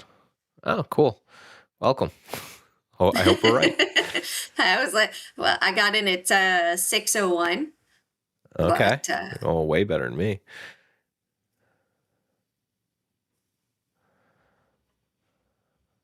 Looking for a 406 if I could get it. Yeah, I'd be very happy with that as well. It's halted yeah, to the downside. You can see the opening range, right? That's what the bot looks at, is this just kind of opening range, and then broke down out of that opening range there. And for those who are wondering, this is why this would show up on a potential fade. It's gone from 42 cents to $7 in pretty much a straight line in 3 or 4 days. And then if we push one as over there, now that we're breaking down, often you get people saying, okay, time to get out right before this thing kind of completely falls apart. And you get that run for the door, and that run for the door causes these halts. People who can short it as well. All that kind of stuff. What is copy? Oops. So you said, it's halted here. So that would be a 5 minute, I guess. Yeah. Depends, right? This depends. It could be a longer one. Typically, the first is a 5 minutes. Yeah. Typically. I've seen so many. Yeah, I've seen so many like changes to that. It should be. And then you're there staring at the screen. You're like, why isn't it moving? Well, and yeah, so there are places you can get. I think even on the NASDAQ website, you can just get the code for the halt. Yep. That's exactly what you want to do. Yeah, that's the best way to figure that out. Right. So you know, here, I'm going to put it in the chat. Oops, that's not where the chat is. So you hope you don't see the dreaded T2. Yeah. There we go. Put it in the chat there. A little prayer of what it actually is. All right, what's going on in the chat? How we doing out there? Catching up with you guys. What's up? How we doing, Willie Hayes? What's going on, man? What you looking at? User, calls are printing. What calls are printing? User, long apple. Where? You got to tell us something better than that. But just give us where, right? Tell us the trade. We don't mind you mentioning trades, guys. We just want you to tell us, like, what's going on, what setups you guys are seeing, so you can help other traders, where right? And why. Right, that's right. Like Derek is giving us at least, been shorting Microsoft. All right. I mean, at least we know what you're getting after and how you're going after the trade there. Shorting into the Microsoft pop. We'll see what happens with that. Path and SPCX today. I love me some Path. Long term, I definitely should have been buying that thing up at $10. It's been doing really great since $10. It's $16.82. And of course, that's Agent AI. And this thing has woken up like nobody's business.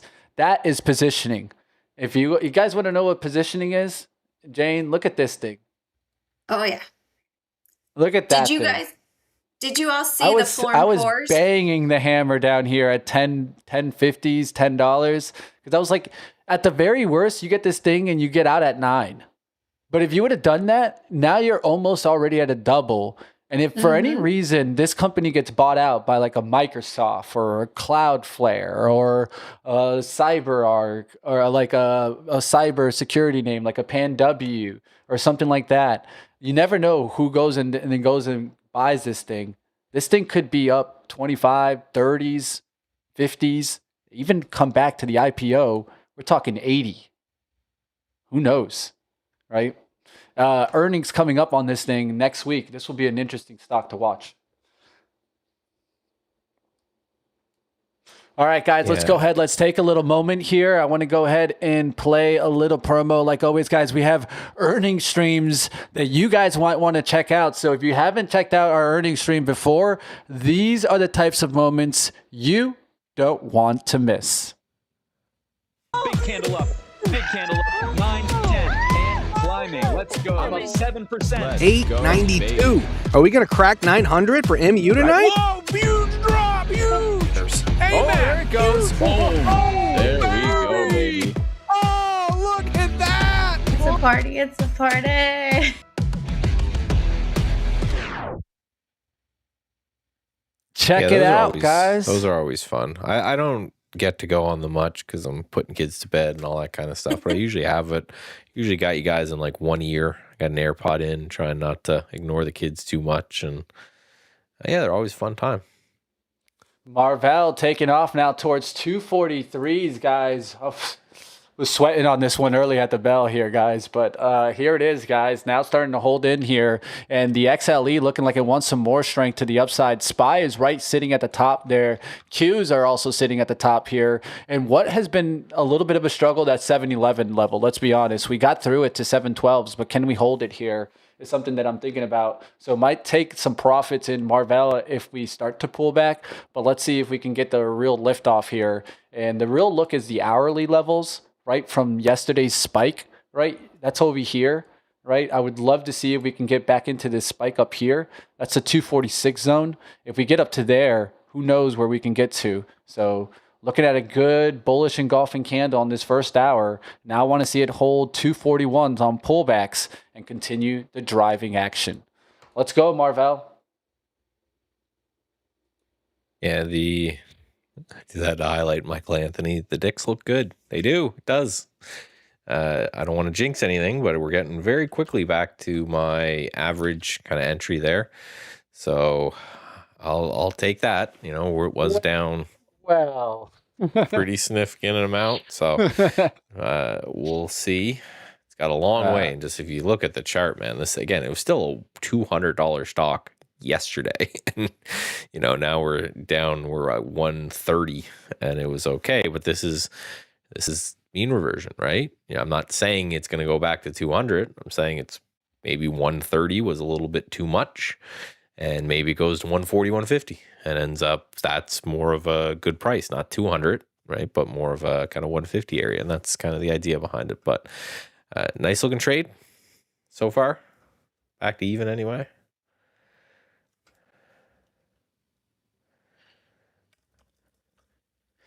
So the thing I like about it is not just that it's up and it's, you know, it's been every single 5-minute candle so far today has been green. Obviously looks good, but it's more about the gap down, I think, is the big thing. The fact that it gapped down first and then started ripping, I think that's the real interesting part of it, where it, you know, did that, you know, little fake out, maybe get some people stopped out, the people who bought yesterday, like myself, that were really frustrated, that type of thing. You know, shake the trees a bit and then just rip it back up through. That's more of what I'm looking at for why this thing is so interesting. I'm not the only one looking at this thing and have run the numbers and said, it's a little bit overdone. But yeah, mean reversion, again, one of my favorite styles of trading. It just helps with, I do a lot of kind of trend following that's wrong so much. It's nice to have a couple systems that are right in the 60-ish%, 65% area. And even though it's kind of like a 1-for-1 kind of a trade, those things look, again, work out really well here. Shout out is going to shout out there, guys. Shout out to my man. I think Smoke Tuna was the one calling this one on CAPR. I took a look at it right there, and I told you guys that looked good too. And it's in a great spot. It's at the biotechs, right? So CAPR breakout right there through the 920s. You look at the daily, a lot of these small biotechs are making moves. So if you're trading biotechs right now in the small caps, I think you're in the right space. I will tell you that all the time when I watch themes, right? So IBB causes what? The big boys to first move, and then the little fish start to climb. Well, look at those little fishes starting to climb there. CAPR, a perfect example. And it's not just that name, right? If you go into the space, what I always like to do, right? Go into the industries, and then just look at the top, call them out there, and you're going to find some bigger names. CAPR is actually leading. You have AEON. You have ZYME. That's another one in the $30 range. It's really pushing today, up 11%. You got HOWL. That's a 97-cent stock. That looks like it wants $1. And you got Longevron at 73 cents. So little penny names, right? Getting the lift. CYCN. Here's another one that just started to move. This one had a big move just recently. So I like these types of action, right? Look at this one today, right? Getting the move there, 440s. You look at the daily chart, right? You look at the kind of the weekly. Look how this thing had been up there, right? It's slowly drifting higher. Now could maybe make another move with the industry hot. So I think it's important to do that. If you're doing that in the penny game, good stocks mentioned out there. Get that money. All right, Jane, how you doing? I'm good. I'm just down. watching. I'm watching the DAIC fade and Oh, is that adjusting one open? of my stops. Yeah, it's open and fading again, and I've got a trailing stop on, and I set some um, staggered fib levels as exits. So I'm just looking for the melt, just it's sort of melting down a little bit slowly. $5 break happened, and now looks like it might continue right here. The bigger money for the day so far is at 613, and since the run up at 607, so pretty much confident that it will continue to melt, but take a little bit of profit along the way. It's all good. Just watching it and monitoring it. Yeah, well, the fact that it didn't, looking at this DAIC, the fact that it didn't try after that gap, like often you'll get the halt, and then all of a sudden it tries to rip in the other direction. Right. But it didn't, right? It just, it halted down and then opened up and then didn't move after that. Now it looks like it's bleeding lower. I'm happy about, but certainly don't want to jinx things. I got my stop in place, end of day hold. We'll see what happens. Yeah, I've got a 25-cent trail on a quarter of the position, and then partials, right? Like I say, Mitch, take the partial profits, lock it, and then just go from there. So feeling good on this one now. Yeah, just melting away. I think that's where I definitely struggle. I think partial profits are something that I struggle with often. But that's like everybody. Just find your style, right?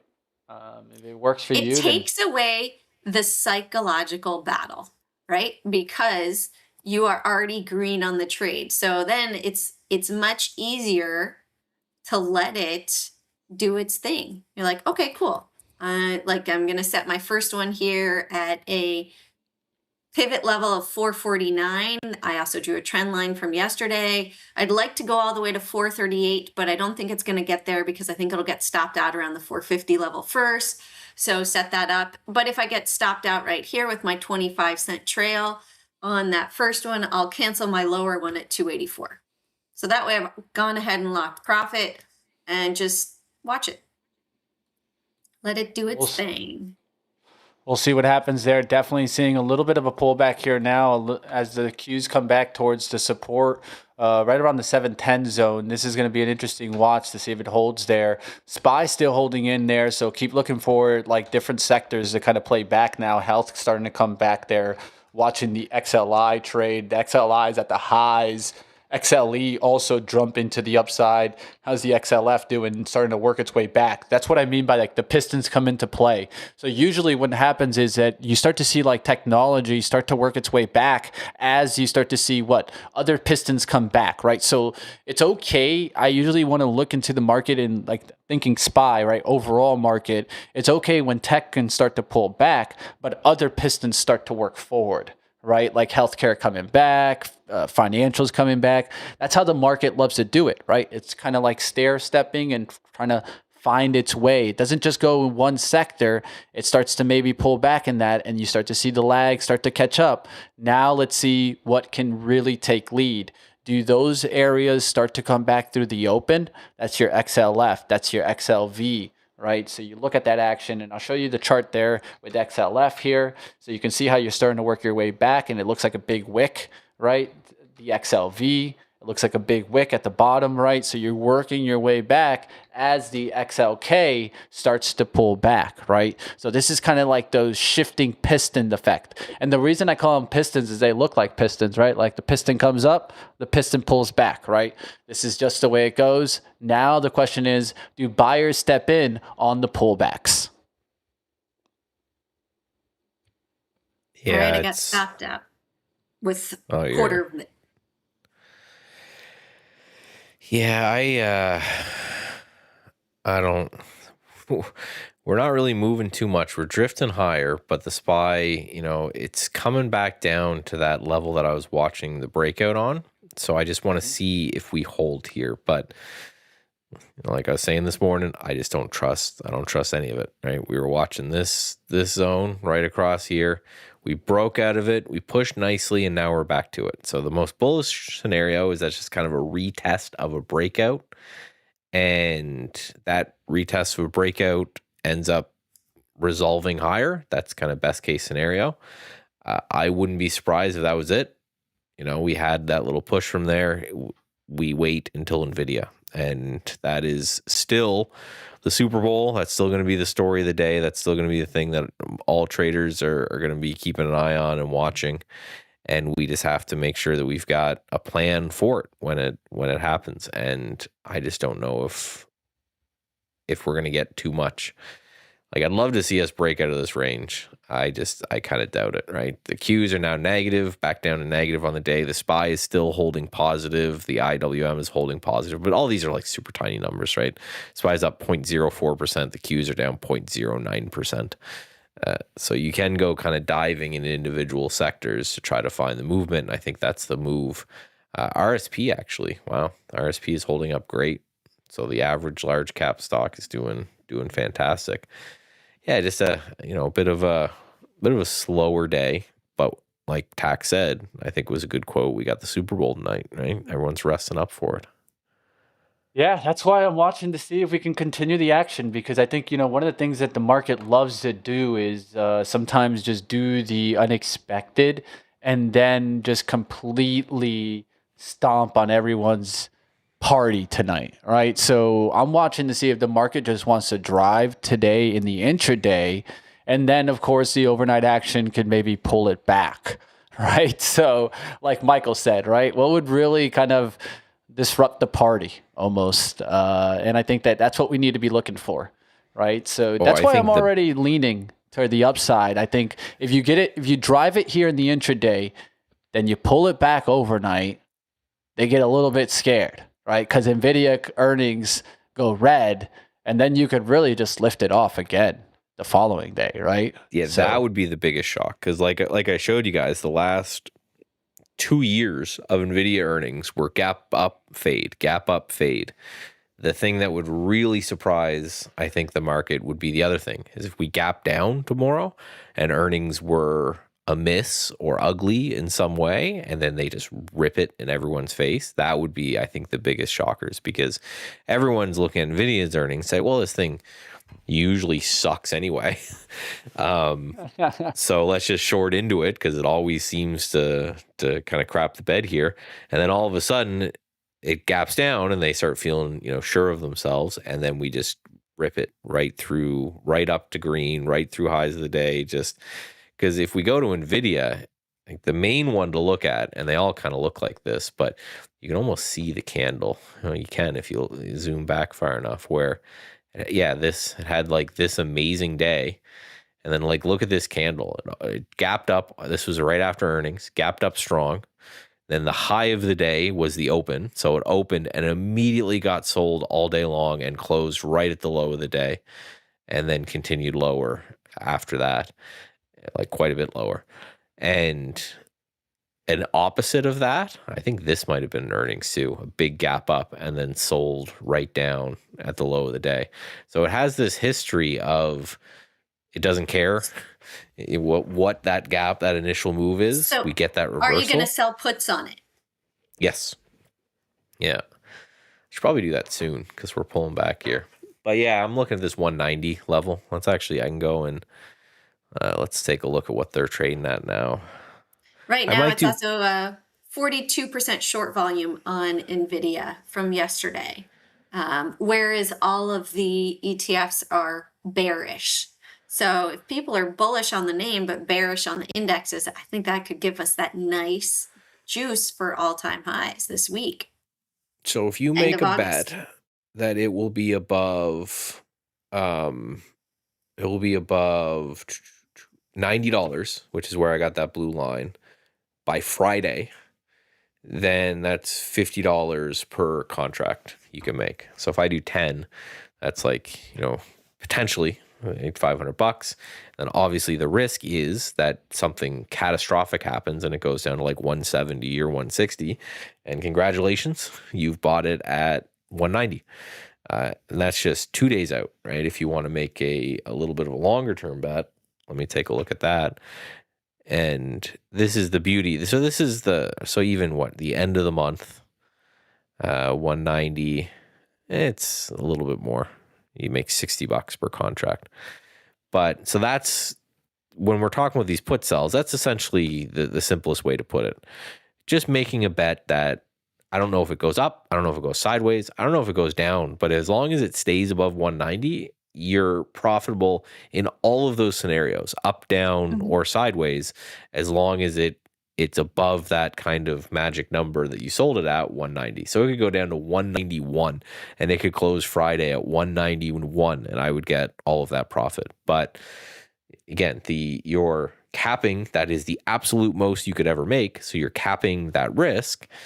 In return, you're right a lot of the time, right? That's a 0.6 delta, which means there's like a 6% chance that actually happens. So you're going to be right 95% of the time if you make this play. Every now and then, I got to reiterate this every time so people don't think there's like free money lying on the table. Every now and then, you're going to get smacked. Every now and then, NVIDIA is going to have like a catastrophic earnings. The thing's going to go down to like 160, 150. It's going to be awful. And you've bought, if I do 10 contracts, I've bought 1,000 shares at 190. And I got to deal with it. And so you always got to ask yourself would I be okay buying this stock at that price? And yeah, right. It's, the high end of this range, but this is kind of where it hasn't moved for years. So for me, that's going to be a good bet. So I'm going to take that bet. And that's why I'll be watching carefully. If we gap up tomorrow, then great. There's cash for me. If not, then I just got to figure out what to do with it kind of after that fact, right? Sure. I'm still watching this slow little melt on DAIC. Very low volume now. So likely that $5 pivot level of 501 is offering a little bit of support, but bigger money sold it up above. So it's likely just going to melt down. I've got the equi-volume candles here showing up. So right now, next big move would be down here to 449, in my opinion, which is where I've got my next limit set up for a limit buy.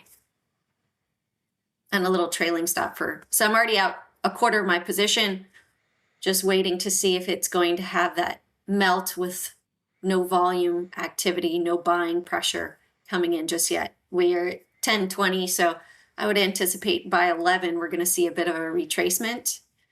If it's going to come. Yeah, I've got that. I've got this AIXI. It's another one, big gap up yesterday, fading today. And JEM. So just short these three names. Gem. 2 out of 3 working. And one not doing anything. I think I'm exactly flat. Right now, it's just watching paint dry on this one, which usually will mean that we're going to have a bigger move one way or the other. Like the SPY coming up this week. Yes, please do it tonight. I'd love to just a massive gap up, but I'd be okay with a gap down reversal. Just means I got to sweat for a minute. DKXS, finally the first red candle on Dick's here. This is just nuts today, how strong this thing's been. It's up 4% now after gapping down 2%. So from low to high, it's a pretty decent move for something that's generally that boring. Let's just see if it drifts slowly higher after that. That's my hope. What was really interesting, I could bring this chart in for you guys. Where is it? Too many things. Here it is. VWAP, for you anchored VWAP guys. If you anchor a VWAP down to the 2020 lows here on DKS, which is right down there, you get... Wow, look at that bounce. Yeah, it came right here in 2022, bounced from there, came really, really close, 2023, bounced from there. And then that was part of the onus for the trade as well, that we are right in that area, undercut it just a little bit, but Brian Shannon here would be proud on how well that's Oh, yeah. respecting that level. And again, I'm not saying this is an amazing company and it's going to go back to 250 or something. I just thought, 130 was probably a bit much. We get up into the 140s, 150s. That's roughly where the target is based off the setup. And I move on with my life. Thing go to zero at that point. I don't care. That's the beauty of systems trading. Is I don't need to know or care about any of these things. I just have to go, okay, is there an edge there? Is there something that I can look at? Then great. If not, fine. Hanging in, trying to be patient here, guys. Trying to be patient, looking to see what's going to make the next move. I think we're seeing that pullback, right? We've had now, 1, 2, 3, 4, 5 pullbacks on the 5 minutes on the Qs. So now we look to see if it comes right back into play, right? So let's take a look at the Qs, and we'll look to see if it comes right back into play, right? So you've had your kind of 15-minute pullback, right, to the 9 EMA. You've had a nice wick there. Right, we cut back to 708.50s. Yeah, you're like undercutting the lows. You got to go, right? But we're gonna look to see if it comes right back up towards the 712s now, as we look to see. Of course, we got a little bounce in some other sectors, right? When this happened, now the XLE is breaking new highs. That's one area you're definitely seeing the strength, right? Oil coming right back into play here, so that's definitely pushing. XLI was right at the highs. We'll look to see if that can continue to drive. And now do we get the bounce in the XLF and the XLK, right? So you can see how the 9 EMA comes into play here on the XLK. We'll look to see if we get buying now, or will we just start to fade, right? We'll find out. We are pulling right back in the middle of the range. What's interesting, though, is how well the RSP is holding up. Yeah. If you just like I mentioned, that's the pistons, right? They coming right back in, right? So hang out at the top end of the range is never a bad thing, right? Like that's what you really want to show strength, right? You've little to no pullback. Yeah, just tech can't seem to get it going for more than a minute here, right? We get a little bit of a push, and then RSP continues, and the Qs sell back. Hopefully, this is right. NVIDIA kind of gives tech the okay, because it's just such a large percentage of the index that if all of a sudden we get a nice sustained uptrend in tech, then everyone's looking sunshine and roses, right? Everything starts to move very well then, if we can end up getting that particular kind of takeoff there. And it might be from NVIDIA if they just give the all clear for everyone loves AI. AI is amazing. Buy a bunch of it, then you could end up getting this move continuing. That would be, in my opinion, the perfect scenario. Is we get semiconductors and NVIDIA and just the AI trade as a whole to kind of wake back up. And by doing so, it rips the rest of the market that's already been very healthy up with it. I'm just checking out those inverse indicators to TECL and TECS to see if there's any bigger money trades on them, because that might give us perspective as well to say, hey, look, they've bought in, right? The June, it looks like they were buying into TECS, which makes sense, June and July. But there's nothing really large. The largest trade here looks like back June 30th, which makes sense because that's when we saw a bit of bottom. Sorry, over here, June 30th, ran it up, then it split, pulled back down. So right now there's not really any confirmed big tech block trades one way or the other that I see on these names. So NVIDIA, as long as we close above 211, if we can stay above 211, we're going to likely see it move higher. But right now, I'm not seeing any really big major trades. Let's bring it all the way down to 50,000, see if we got anything here. But I'm not seeing anything on those. However, on the chart, you can see we have a bigger volume candle on Monday. So looking to see if we can close above this candle as well, 190. Is that going to be the seller's exhaustion on TECL and the buyer stepping in, reversing it. So I'd watch that to see as well. I'd say TECL above 190, 250, NVIDIA above 216, and MAGs above 80, what is it? 80, let me see right here, 68.52. But right now we're below 211, so we're below about 30 million. So it's not looking that bullish. Depends on where we close. That's looking bearish to me now. But I always feel like they suck people in for the bear trade on NVIDIA overnight for earnings. I talked about it last time. And then they gap it higher, which is where that juice comes in, and then they sell. They're playing with us. Lows. They're just playing with us. They're just playing with us right here, guys. So you gotta hang in. You gotta hang in there, and that's why you can't go too big too early, right? That's when you get crushed, or you just sell really fast, right? Like it depends, like what time frame you're in right now, and I think that middle part is what gets you, right? Like when you're not really fast or you're not really slow. It's that medium turn. And that's what this is just, I think, expanding the range, right? We're expanding ranges right now. So if you actually look at what happened, right, we were tightly coiled this morning around 4:15. Around, let's say, 7:30, we started to expand the range. Right around 8:30, we expanded the range. Now we did another expansion of the range here at 10:15. So we're increasing volatility. That's for sure, right? And that's a good sign because that means that makes clear sense ahead of a major report, right? Volatility is increasing, and now we need to determine what direction does it actually go, right? Because volatility doesn't tell us anything but movement, right? What's interesting is that 210.18 is my big money level since last earnings. And they brought it down today to 210.19. Yeah. Isn't that how it works? And this is why I was like, I don't trust the rally. If we sold off this morning, I'd be saying the same thing. I don't trust the sell off.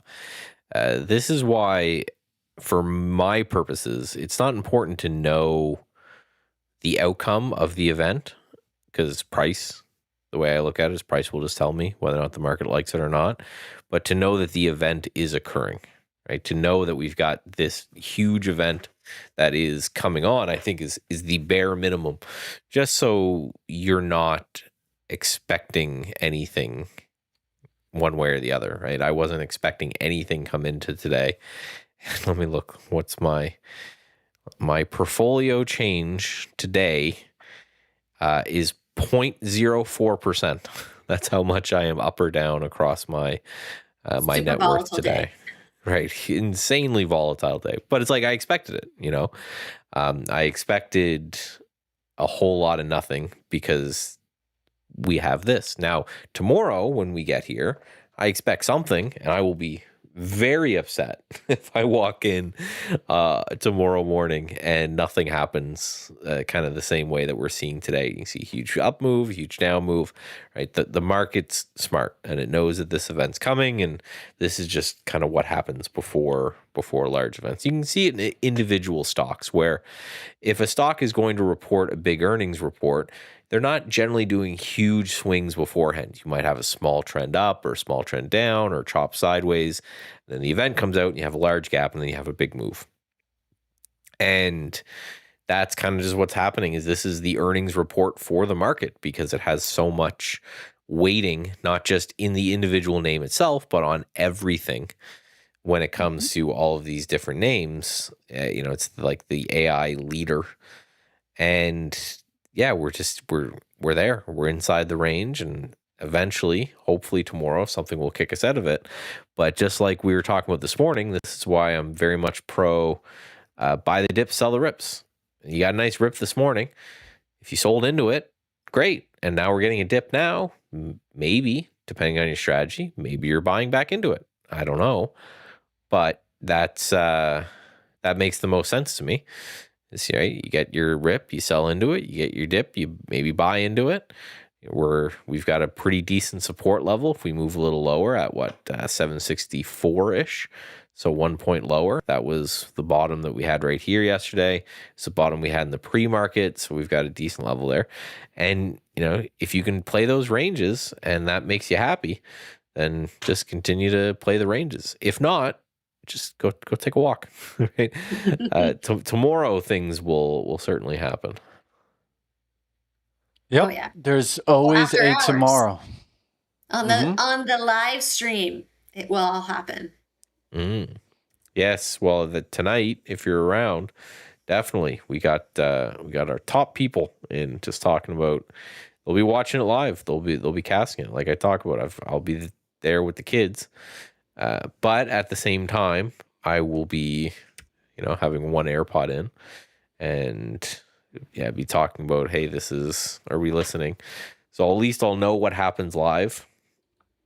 I don't think I'll really take action off it, but I'm a market junkie, so I like to hear about what's happening.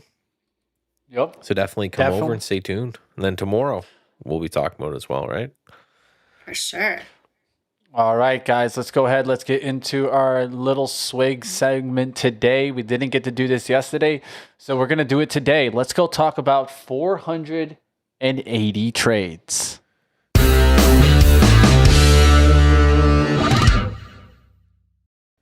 All right, guys, you guys see here on my screen, and like I always do, I share it all with you guys, right? The good, the bad, the ugly, and the great. We'll start off at the great, and then we'll get to the ugly, right? Well, the great is that we made it to the profit target, right? Profit target is on this account. This is the $20,000 swing account, right? The profit target is $3,000. Right, the max loss you can have on it is 1,400. The daily pause is 600. Right, so we won't let you destroy the account. You'll have to do it probably 3 times if you really want to destroy the account. Right, so like always, there's going to be ups and down swings. There was ups and down swings in this.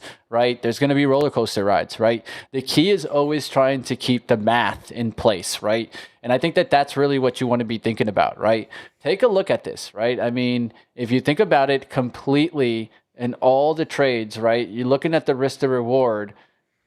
That's what I always try to keep in mind, right? Because I'm always trying to keep this always above 3, right? Because when I can keep it at that, I don't have to stress too much on the success rate side, right? I don't have to be worrying too much about that, right? And we were up here just recently on July 9th, right? Really, really close. And did I drop? Yeah, it happens, right?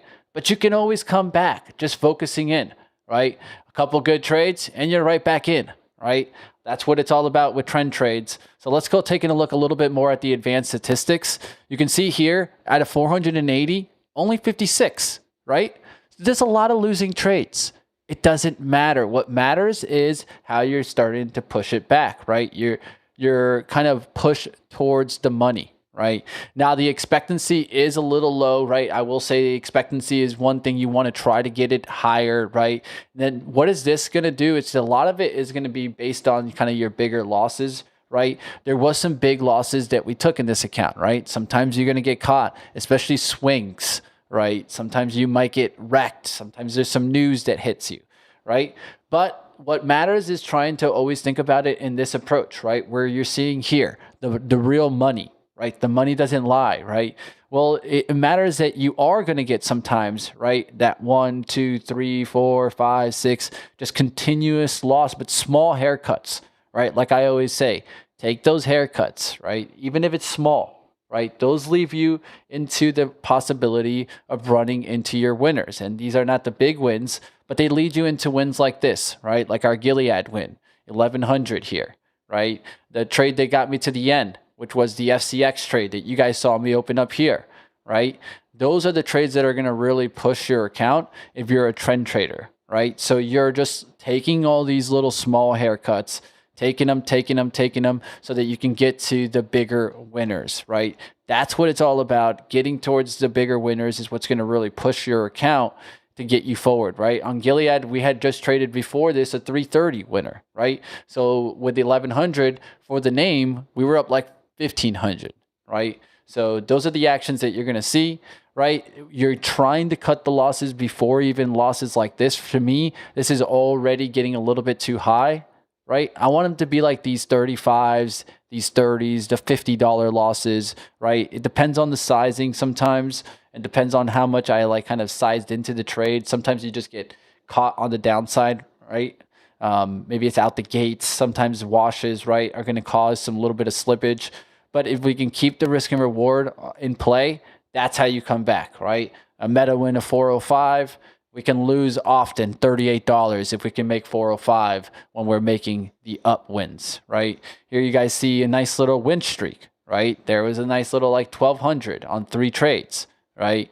So things like this is what really going to get you to the success that you're all looking for. And this is on the swing account, right? So you don't have to be stressing too much. You can take at it slow. You know, I opened this account all the way back in like kind of April. So can it take long? Yeah, but just use the flex, right? Give yourself the ability and, you know, cap yourself for the big wins. Make sure you don't go over the 50%. You can see here, one of my wins was a 49% of the cap that you're allowed. But hey, just stay within the rules and you might just get to the funded trader. So there you guys have it. Getting after it today. And you guys see now the funded account. And you could be the next person trading this swing account and getting your own 20K funded account. So get after it, traders. Let me know in the chat who has a swing account, who is funded out there in the swing department. That would be another thing to know, because I want to make a funded show where only funded traders can go. So it will be literally a show where literally I only invite those traders out there that actually have funded accounts. Let me know in the chat out there. Smash that like. It's always good to be with you guys, and we'll keep pushing forward. And how they did it too, Mitch. How they did it. Their path to success. It just goes to show you, right? Like, you don't need to be worrying so much about things. The key, keep the math in the favor of what you're shooting for. Focus on the math, right? Whether you're subjective or quantitative, you should be focusing on your data, right? I see they moved their NVIDIA position to 210.51 for the daily price action of where their big money is. So right now, it looks like a little bottom is set in. Getting ready for that. All right, what are we seeing? What are we seeing there? Jane's describing some price action here. We could take a look at what she's seeing, bigger levels. Yeah, well, we had the 210.18 is my since last earnings big money level. They bounced it off of that. They brought it just below, actually, down to 210.08. And now they're bringing it back up. 210.51 is the big money price level for today. Since market open, that's where the biggest positioning is at the moment. We are above that. So since we're above that at the moment, above the quarter and all the other quarters in the past, long NVIDIA with NVIDIA NVDU at the moment. So I've got that with a trailing stop and a target as well. Back up to the former levels roughly of the 212.25, but I'm using the juice for that. So here's that trade setup right now. Take profit. Let's see, what time is this candle? 10 o'clock. So just below the 10 o'clock candle right here. Bring it just down just a bit right there. So we'll call it 129.44 as a target. So just right now, just letting it do its thing and still watching DAIC, just letting that one set up as well. I've got my trailing stop and my stop target down below. So letting the trades work, keeping that risk management good, and just watching, using the big money as the fuel, right? If it goes below, then I've got a tight stop on NVDU over here. I had it trailing to bring me back up almost to break even. I had it down here originally so that I wouldn't get stopped out from the low. Looking for that time of day reversal as well, right? All of the shorts that are getting out. What are the big money guys doing? They're getting ready for those 3 martini lunches. We've got the London market getting ready to close, looking for those that have shorted it all day to exit, giving us that lift, that mean reversion reversal. So that's what I'm looking at for that. Can someone wake up the market, please? I've been trying, dude. I've been trying. Do something. This is I think you guys know. I've been trying. I've been trying to wake it up. I'm here talking my butt off. I'm trying. How about USO? Let's see what oil's doing. Oil right now, continuing Trump, to move if you're higher. out there. Yeah, that'd be nice. Like, come back, bud. We miss you. Did they disagree? Is the on again, off again war off, and now the price is rising again? Or is it that they brought it down to a buy level that they had from April 1st, 124.46, and got back in? The news guy doesn't even look anymore. Yeah, no, I look over, I see if there's a little notification. I look, no, it's just people liking my shit posting, and just got move on. stopped out of NVDU.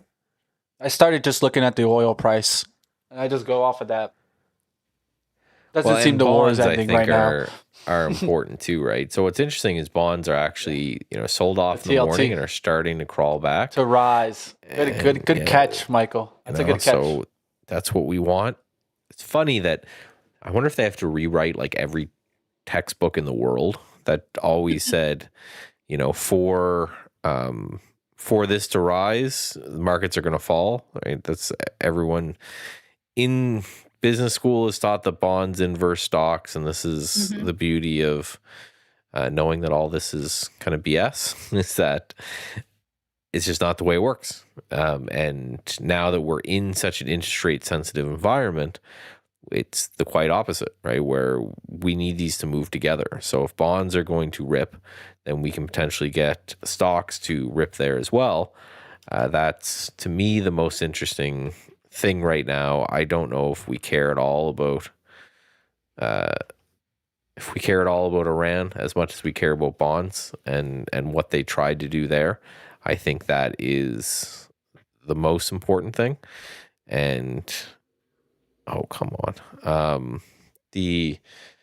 So the most important thing that we're looking at is, can these bond prices raise? Because as we talked about, bond prices up means bond interest yields down, which means cheaper debt to finance, all that kind of stuff. I don't know if that's going to occur, that like gold and silver too. I think we have a good little reversal point here that's just happened. Starting to see them with a little bear flag on the inverse indicators. It looks like it's breaking out, breaking to the downside on ZSL and GLL. So that would be a potential good entry for GLD. All of the gold stocks. I know CDE is also on a nice tear as well. And lots of unusual call options on CDE. And I think this is one that Ghislaine Maxwell holds, if she knows anything about the market, like maybe Pelosi. Yeah. She doesn't know anything about the market, but she knows insights. IAG as well, doing well to the upside. Let's check the miners. GDX pulling back, nice little entry. Nancy blew me off when I tried to get her to talk. So I caught her down the street. I caught her down the street again, and then she talked to me, but she was like, At least you scared me. You were coming too fast. I'm like, well, I'm gonna keep it clean. You don't walk slow, man. I'm not gonna talk about Michael's trade that's rising. No, yes. That trade is definitely rising. What, Dix? Talk about Dix? It's like the water bottle, let's just say. I'm trying to look here at NVIDIA. I'm watching. Dix looks great. But NVIDIA is the thing that I'm stalking for just when I should be a good boy and I should wait a little later in the day. But I'm looking at, I've got orders out to sell those puts now, where I've just kind of spread them out. So if we do get a more of a sell in NVIDIA, those puts will be worth more, and I can rake in a couple bucks more of cash on there, just because I just want to get that little piece of the action, a little piece of that. But I'll be a bit greedy, and then if I don't get the fill at the end of the day, I'll sit down and just then I'll just punch into it. I'll just punch into it after that. Maybe we go down as low as 208.40 or 208.50. I would like that. I'd probably get filled there. And that's what it's cool to just be able to let, with trades like these, which is not like a, this isn't, I'm not planning on making a living trading these things, but they're uncorrelated enough that I'm just kind of padding my stats with them. I'm trying to take a trade on that. So that would be, just the 500 or so bucks that you can make on something like that. I'm pretty, again, assuming no complete catastrophic event occurs, which if it does, that's going to be the least of my worries because I'm just long. I'm long everything, and this will bring it underwater, right?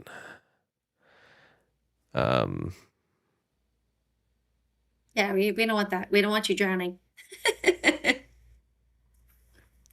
Yeah, well, that was speaking of, every time I hear I see that in my head, that really cringy tweet that MicroStrategy guy did. I was just looking to see. Yeah, it hasn't moved today. It's probably one of the Bitcoin and crypto is one of my biggest holdings right now, and it hasn't moved today. So that's also helping with my 0.04% update that I'm having with my net worth. Just a do-ish nothing day. And you know what? I'm okay with that. I think that's kind of the way it should work, the way I'd like it to work for NVIDIA Day. If we really ripped into NVIDIA earnings, I think that'd make me more nervous. That they're like, oh, they're really trying to make it easy for us. There's no way. I think that might increase the probability that NVIDIA disappoints. I'm okay with what we're slightly down across the board, very slightly. 0.04 down on the SPY, 0.1 down on the Qs. Okay, these are flat. These are rounding error type of numbers. They're not like actual up or down numbers. RSP up 0.06. Again, these are all just rounding errors. We'll see what happens out there, but definitely seeing the momentum starting to come back into the queues. Now I want to see the liftoff party begin. While everybody else wants to go and eat lunch, I want the lunch to be celebrated here. So that means us lifting through the 712s back up all the way through there and going, let's say, towards 715s is what I'm going to be looking for. Let's see if we get that rally today. If we do, I ain't going to be complaining. Let's just say that much, right? I mean, down a little bit on the day, but that's what it's about. Sometimes digging deep, right? I'm down like about 160 overall, even adding in the overnight losses, right? So right now I have sitting on like about 130 in gains right now, right? So if we can rip through that high, we'll get more than that, right? We'll start going into what the trades that I'm trying to set up for, right? The 3-to-1s, the 4-to-1s that can bring us back, right? So let's see what happens, guys. We'll see where we can make some money today and what will happen. It's 10:50, guys. We're almost wrapping up here. The only sector ticking green in the last 15 minutes is technology. So at least the right sector that is starting to come back with the drive. The question is, will they just start to hold it up, right? It's energy right now in the green. You got real estate, energy, industrials, technology, and real estate's at the bottom, sorry. Energy, industrials, utilities, and technology. Those four are still hanging green here on the day. The industrial trade's an interesting one, right? That's probably one that I think some traders are probably not trading, but there is a lot of interesting moves there. I'm still just watching that. Sorry. DAC. No, go ahead. DAIC trade melt. Yeah, I wasn't going to talk about anything nearly that interesting. I'm still watching real estate. I really like XLRE still as an ETF, but it just hasn't been going anywhere. And again, I know it's not going to, but this is just a pure interest rate play on XLRE. If they can bully the interest rates in the way that they very much want to, they're very open about that they want to bully these interest rates around, then great. That ends up being a big boom for real estate where we could get a nice surge here on this one. It's just been basing for so long that we could get that nice continuation higher. not going to be an interesting sector. You're not going to make 100% gain in XLRE if you do something's gone horribly wrong with the world. But it's a place to kind of plunk cash where at least you're going to get paid while it happens, things like that. But it's just a way to play interest rates. There's no real super exciting way to play these interest rates plays because, by design, the big guys aren't affected so much. We saw that in 2022 where, the interest rates cranked, but everyone kind of held on okay-ish because if you're NVIDIA, you don't need to borrow a lot of money. So you don't really care that interest rates are moving higher. So you're not really going to benefit too much when interest rates tank. But there are sectors that will, biotechs, but I'm already in those. They've already had their big move, IBB. And we've talked about this in depth. This has just been like the wicked trades. Like this and healthcare are my two trades of the year so far. And I'm just wondering if we continue to get that move in interest rates, XLRE could be another one here as well. All right, guys. Down to my last quarter, and I'm going to do a 75-cent trailing stop on that DAIC. Just let it work, keeping it all green. One of the trades I'm thinking and considering here is MUUU, leverage Micron. So it looks interesting there. MUUU set up here, symmetrical triangle. It's made a couple attempts to break out above the 2960s. You look at MU overall, it's doing the same thing, right? This is just the same vehicle. It's just in this kind of symmetrical triangle pattern. Now the question is, will you actually get a strong close above this 940? That's what traders are trying to bet on. That's what they're watching right now. The question is, who will win the party, right? Well, there's definitely a battle going on. What I'd like to see is one more attempt come to 930s and then that break, because then we've had now the up one, down one, up two, down two, up three. You get one more attempt to break the support. As long as we don't break support and we're down into this zone, I think that's really where you're kind of concerned. But you could come back, find a little bit of some support right around this level, and then start to really work higher is what I could see working out. And I will look for that trade. That's coming back here and then giving us a little bit of a wick, maybe even through that line, and then working its way back to the breakout, right? We'll see what happens there if we can get Micron to make the lift off. SKHY is... What is the Heine? SPY is down 0.01%. That is you want a definition of what's happened to the overall markets today. That's it. Right? I told you, you guys. I'm going knock on that door. Meanwhile, you got Meta up 13 points, 2.35%. That is the leader, and Eli Lilly down 18 points. You're not so happy with that, are you, Michael? I also like Microsoft's chart, right? Yeah. I mean, take a look long term at Microsoft chart. What do you guys think about that, right? I'm in this setup, all right? So I won't be the bull, like kind of, talking up my book. You guys look at the setup. What do you guys think Microsoft here on the daily? It's looking really good, at least in my eyes. I like it. Bullish above 488. Right? This is the one that I think the big boys really loaded in down there at like 390s, 380s, and they're riding this party, man. Because everyone put Microsoft in the dumpster while they were like, it's Microsoft. It's not going anywhere, guys. You know what I mean? It's Microsoft. We'll just figure out a way to load in on the monthly supports, and we will go hammer this thing. And they did just that. It hasn't wanted to come back. Watch the 497 break. That was a former sell level from earnings. If we can close above 497, then we're going to have a bigger move up in Microsoft, a bigger lift there. That was a resistance that they sold after the earnings pop.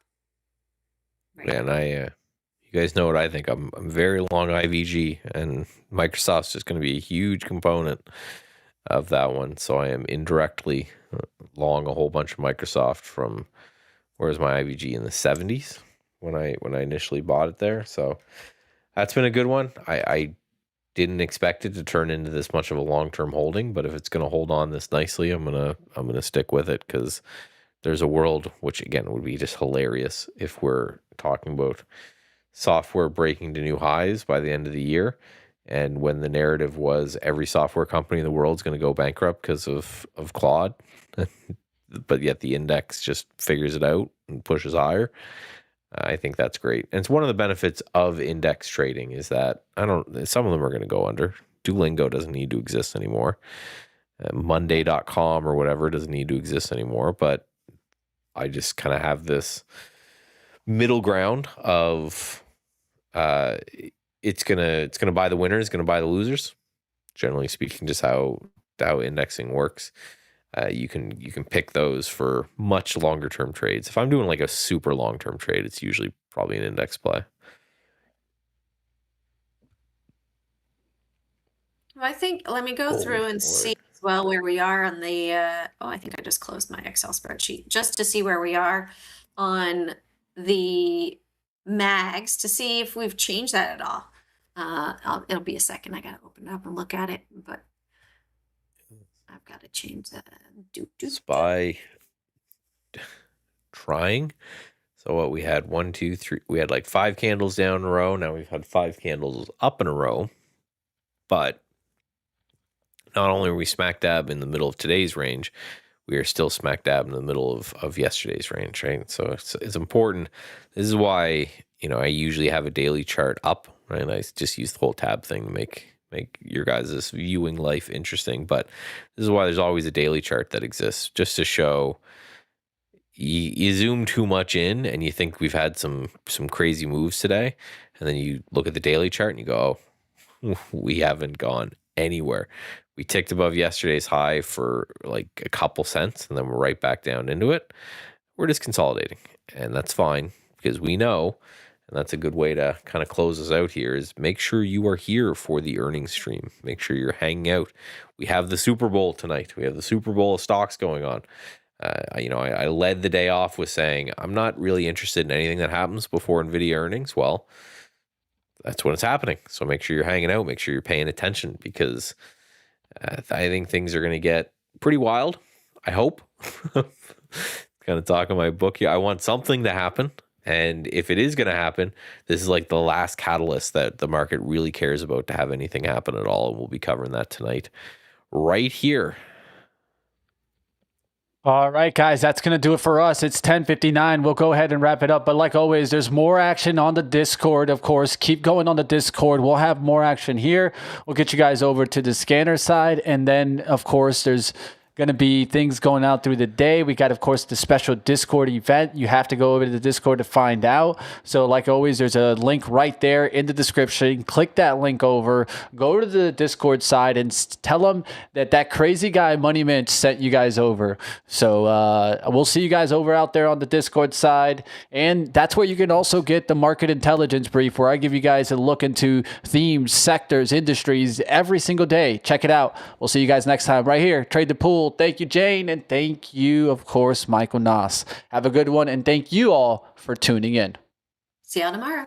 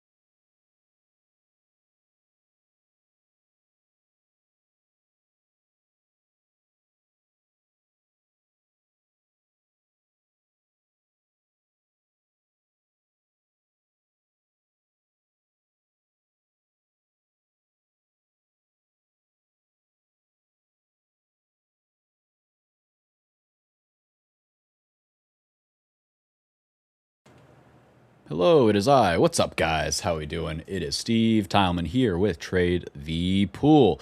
We are going to be getting into the around the horn midweek report. We're going to be talking about what we see in the market in just a second. Going to get on started here. Still watching SPY. I'm wondering if we're doing a failed breakdown here, or if it's a retest of this low area of the day, and we're going to reject. So you see our level here. We are watching, we are waiting, trying to reclaim the meat of this volume shelf. If it cannot, then we can slide down pretty quick. So if so, I'm watching for potential chips short. We shall see if we catch that.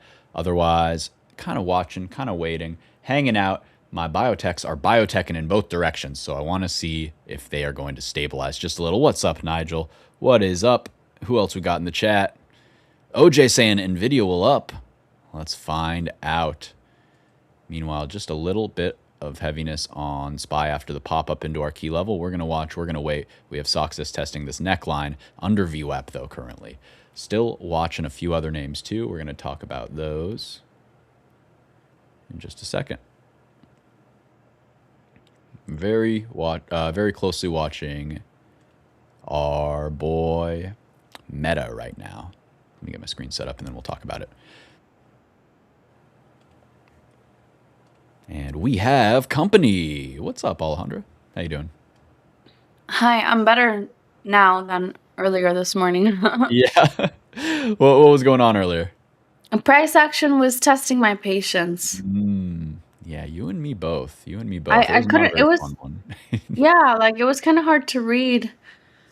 And I caught myself trying to force the move, and then, you know, I also caught myself over leveraging, trying to make my loss back, and then I was like, all right, this is usually what I do to blow accounts. Right. So I'm You're like, doing all that. but I ended up making my money back, and I guess I funded another account, but I might have gone over the percentage. Oh, I see. I was like, you don't sound very happy about that. I know. Well, because, you know, it's one thing to pass, but it's another thing to actually get withdrawals. Yeah, absolutely. That's what it all comes down to at the end of the day. I feel you on that. How's everybody? Nigel? Of course, Nigel's here. Yeah. Holding it down. Holding it down. So remember how we were aiming for, okay, two things actually. Number one, we were aiming for that short in the morning, and then it keeps holding the 29,180 level on MNQ, and then it just keeps ranging between, you know, 29,300 to 29 like 160, 180, and it just doesn't want to drop it. It just went to go sweep the Asia high, and that's it. Like, it's just been ranging, and I don't like it when it's in that range, because it's like, it's hard to read. Like, okay, do you just trade the range? Like, you know what I'm saying? And then like the 15-minute time frame is just like, it's just barcoding right now. Like, there's no real confirmation that like we're bullish. Sorry to interrupt. Do you want to show your screen? I think it'd be a good to talk about, or just while you're talking about it. Yeah. I'll get you up once you. Okay. Yeah. Boom. You're in. Cool. And remember, just drag it a little bit to the left. Oh, that's right. I know, okay, I'm a pain. There you go. Thank you so much. All right. I just want to see. Okay. All right. So, yeah. So this was Asia session, right? And during Asia, last night I hopped on with my team, and I'm like, all right, so obviously, you know, we're holding higher lows. So this looks like it wants to keep going. And I'm like, there's some area of support here that held it, and that was used as resistance in the past. So why don't we draw a straight line there, and then maybe see if we can bull flag a little bit, and then maybe take these highs. But it didn't even want to go past those highs. So anyway, I didn't take this long, but it could have been a $400 win if I entered with like 3 micros. But because of that, I'm like, okay, so I'm really hesitant, because we're in the middle of this range. We're in the middle between this high and these lows down here. So it's like, what does it want to do? And so I mean, we're obviously, you know, we tried to go higher, but we immediately failed. It's utilizing this 15-minute bearish fair value gap as an area of resistance, and it just keeps ranging between those two areas, you know, back and forth. It looks like it's utilizing this 15-minute bullish as well. So, I mean, I'm done for the day. Like, I'm not going to trade anymore. But also, I wanted to show you guys, I've been calling out Meta, and I'm just watching it because Yeah, I literally just bought a share just to watch it because it looks like it's curling here, doesn't it? Yeah, that's funny. I don't know if you heard the ding, but good timing. No, but Yeah. on the 15-minute time frame, I think I've been watching this freaking gap that I wanted to get filled a long time ago, and then it seems like as I'm watching it, it just seems like I miss it, and it looks like it did it today because we've been consolidating, right, for I don't know how many days. Let's see. I've been watching it for a while. Yeah. The Tuesday, the 18th, until it broke past that area, and then 24th. Oh, it's not showing? No, I'm only seeing your your NASDAQ. Sorry. Let me see. Oh, here. Okay. All right, so let me move it. All right, so let me go to a 4-hour time frame actually, so that you can see what I was looking at. Can you see the screen? Yeah, awesome. Okay, so I was watching this consolidation here, and I wanted to see if it was gonna eventually break. And it looks like it took, I don't know, maybe like 10 days to break out of that range. And what I think I need to do is I need to set an alert after that price is broken. So I should have set an alert for like a 555 price. And then I wanted that gap to get filled. So I don't know what happened here, but somebody said Meta had some news. Yeah, so they're talking about settling their lawsuit, which is regarding brainwashing our children. You know, like the mental health issues that come along with heavy screen time. Oh shoot! Really? Yeah. So they're like, there was a lot of sketchy practices that they did. All of which is to say, probably a good investment. Everything I'm hearing sounds like over scared. And once we got a little bit of resolution, you saw it wanted to rip back up to 600 to that neckline. And I think that is the order of the day, if not the week. I think that if we do get that resolution, we surge through 600, that becomes support on the backside. And I'd like to be in below that. So that's where my head's at. I think this is a great pullback to continue to go higher, because once it broke this, it held it and it pushed. It looks like it pushed pre-market though. It did. Which is kind of annoying, right? Because it's like how can you trade that? But good thing the CME approved the futures for single stock, so that's cool. Yay, now I get no life ever. Right? Yay. So yeah, look, it's holding this 15-minute bullish flag here. Bullish fair value gap. So I would definitely, this looks like a great area to buy. Yeah.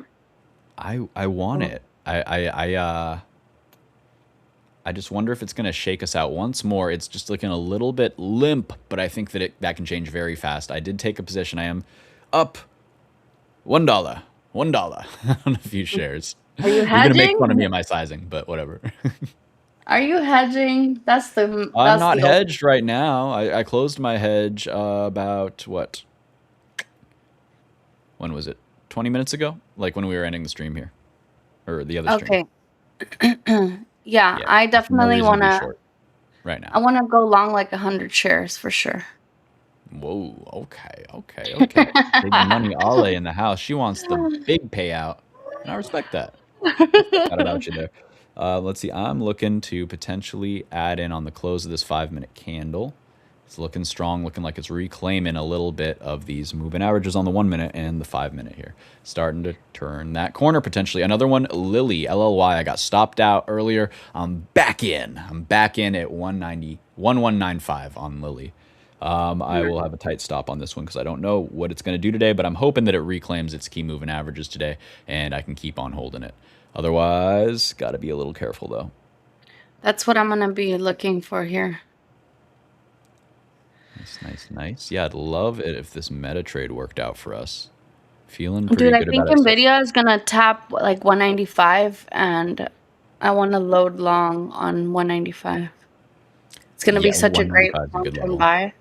Yeah, I think you're right, but I just wonder if it maybe cooks us a little bit more than just the 195. Maybe it doesn't go much lower, but I don't know if it's going to be like a V shape off of there. That's the one thing where I'm just like, I'm not really sure how this is going to play out. I'm a fence sitter, Alejandro. I really don't know which way this earnings is going to go, which makes it very exciting. But all we can do is have those kind of contingency plans. And I like your dip buy mentality here. If it hits our level, we got to pull the trigger because, hey, it's a great stock. Regardless of where it might be in a month, in a couple years, I think it'll be pretty good to say that you have some NVIDIA under 200. Yeah, 100%. What's the chat looking at? What's hot? Yeah, who's on hot? here? Can you guys all say hello so I know who's here? Check in, guys. Come on. How are we doing? What are we trading? We got some big moves in the small caps today. Let me refresh, make sure these are still. Yeah, we got CRE up 140%. Not too shabby there. And I can switch back to my screen if you want. Yeah, go for it. CRE, cool.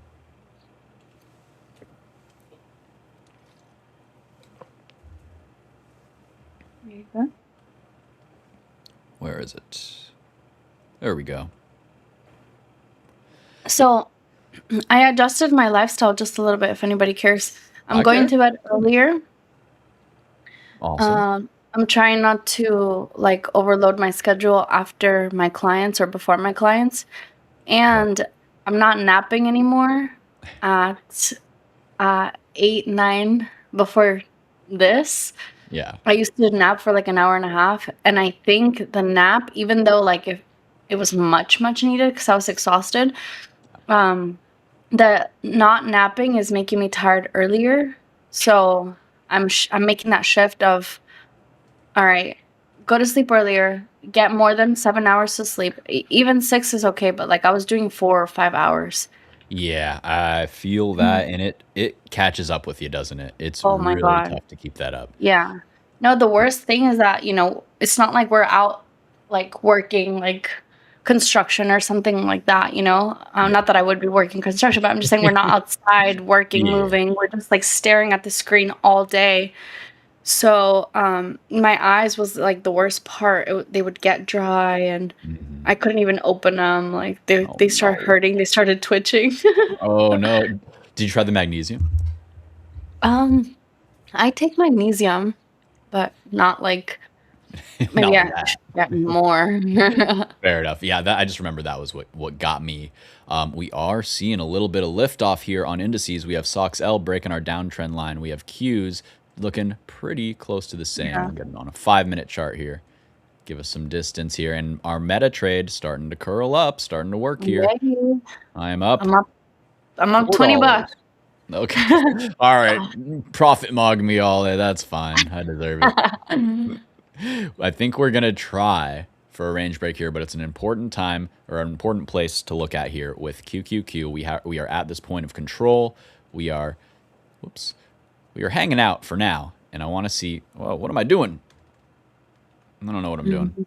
There we go. And I want to see how we kind of traverse this downtrend line here. Like I said, I really am a fan of the meta here. I think it's got a nice curl. I think it's got a nice higher low here. We can risk right under here. My stop is at 5748584. So real tight right under here. Could it come and get me off the 5-minute 200? It could, but that's fine. Just wait for the reclaim, get back in. I've been getting better about that, Alejandra. I think that it's better for my psychology to just be so ready to just bail on something and just keep it on my watch list. Keep being ready to just buy it back. I'm only a commission away from getting back in a trade. So it can be so low friction if you let it be. And I think that that's the upside of what we get here now with the the no PDT rule, right? So now anybody can trade as much as they want, which honestly, for most traders, probably not a good thing. But for us, I Yeah. think we can really capitalize on it because we can just take these small bites and just say, hey, all right, this is the easy move. Now I don't know what's doing. Oh, I'll get out. That's totally fine.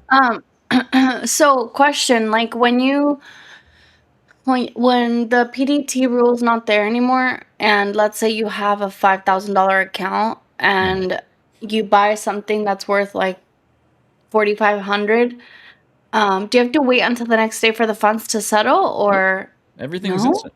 It's all instant. You have a Regular $500 account. ETF? I can buy $500 of stock. I trade it up to 550. I sell. I got 550. Trade it down to 450. I sell. I got 450. I can trade it right back instantly to 5. It's all about just how much liquidity you got, and there's no settlement date. No settlement. Wait, time. but is this for ETFs as well? It's for everything, just like futures. Now Holy everything trades just Jesus. like futures. Damn. If That's you're on pretty a cool. margin account. I think cash accounts are Yeah. still the same. Oh, So okay. that's pretty spicy, pretty spicy. We are seeing just a little bit of a head bonk here on the Qs on our, we're just a little bit overbought here. I would not expect or not be surprised to see a little pullback and then continuation is what I'd be looking for here on indices. But got to respect these downtrend lines in a choppy day. And that's kind of where my head is at here. As Meta trying to curl on up, though, we love to see that. I love to see the relative strength here, too, because it's kind of doing its own thing a little bit. Sure, it's loosely correlated with tech, but not 100%. Oh, okay, cool. I am showing it nice. Yeah, so I'm digging it, looking for some continuation there, and I want to see SPY basically behave. There's a little bit more. Oh, wrong screen. There's a little bit more. So watching VWAP here, a little bit of a volume shelf at, call it 77.50.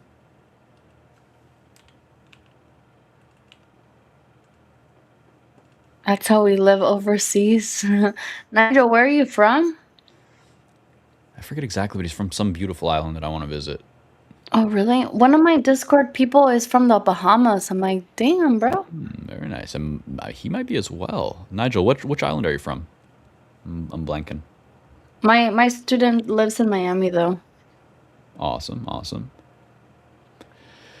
All right, little meta top wick. We are hanging out. I think that we want to trade sideways for about 5 to 10 minutes. That's what I'd like to see. NQ still looking strong in my book, though. Oh, I think the naps, I think that's a key part of your plan, though, because, man, they feel so good in the moment, but it's so hard to get back in the swing of things intraday, you know? It's like, it feels like a new day is starting. I'm like, I don't want to do anything. Trinidad and Tobago, very cool, very cool. Definitely on my list. Where's Tobago? It's one of the islands. It's right next to Trinidad. Damn, that's hella sick. Wait, so do you live there still, or are you just from there? Lubin George, what's up, George? Wait, Lubin George. Is this you? Do we have a celebrity? You? No, well, I was just talking about my student being from the Bahamas, and I think that's him. Oh, awesome. He's in the house. Look at that. Very cool. Bago. Oh, it is. That's funny. Hey. Hi. Nice. Hey. You'll love to see it. You know what else you'll love to see? BHVN, one of my biotech plays. Crazy moves today.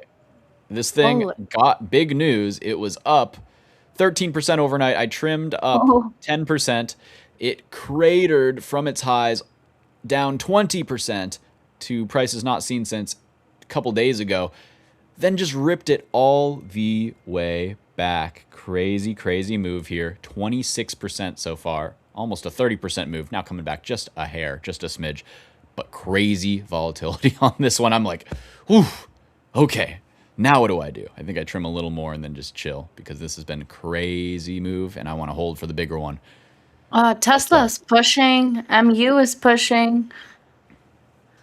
Oh, that is a nice little push there. We got the MU push. That's going to help get SOX through the line there.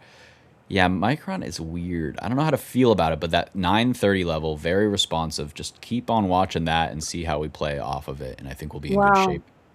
MCL pushed. I had a feeling it was a nice hold for uptrend bullish momentum today.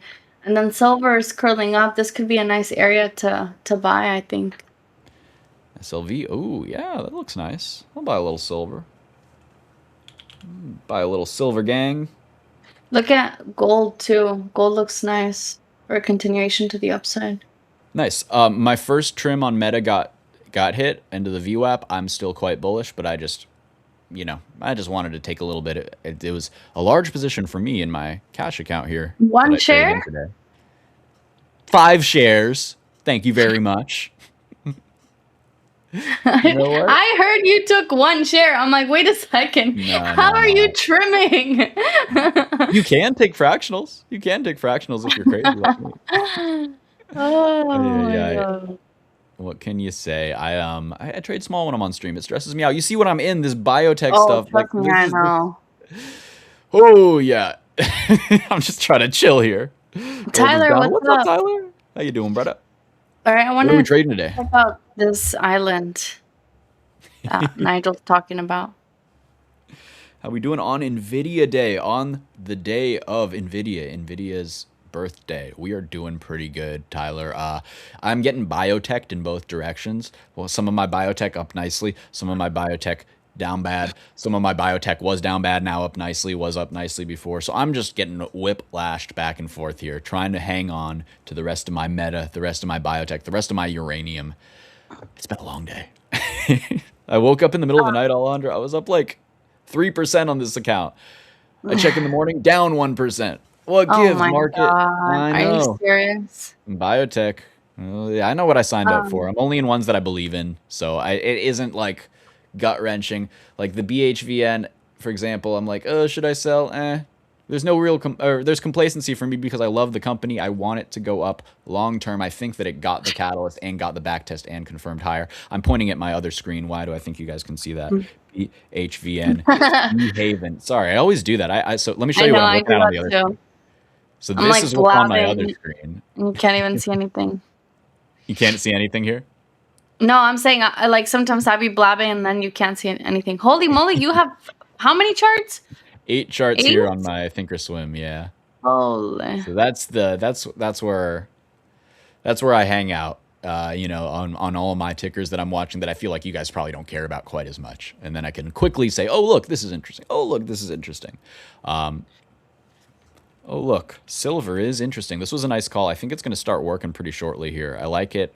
I like it here as it kind of reclaims this 200-minute moving average. That green there, you can see it as the purple right here.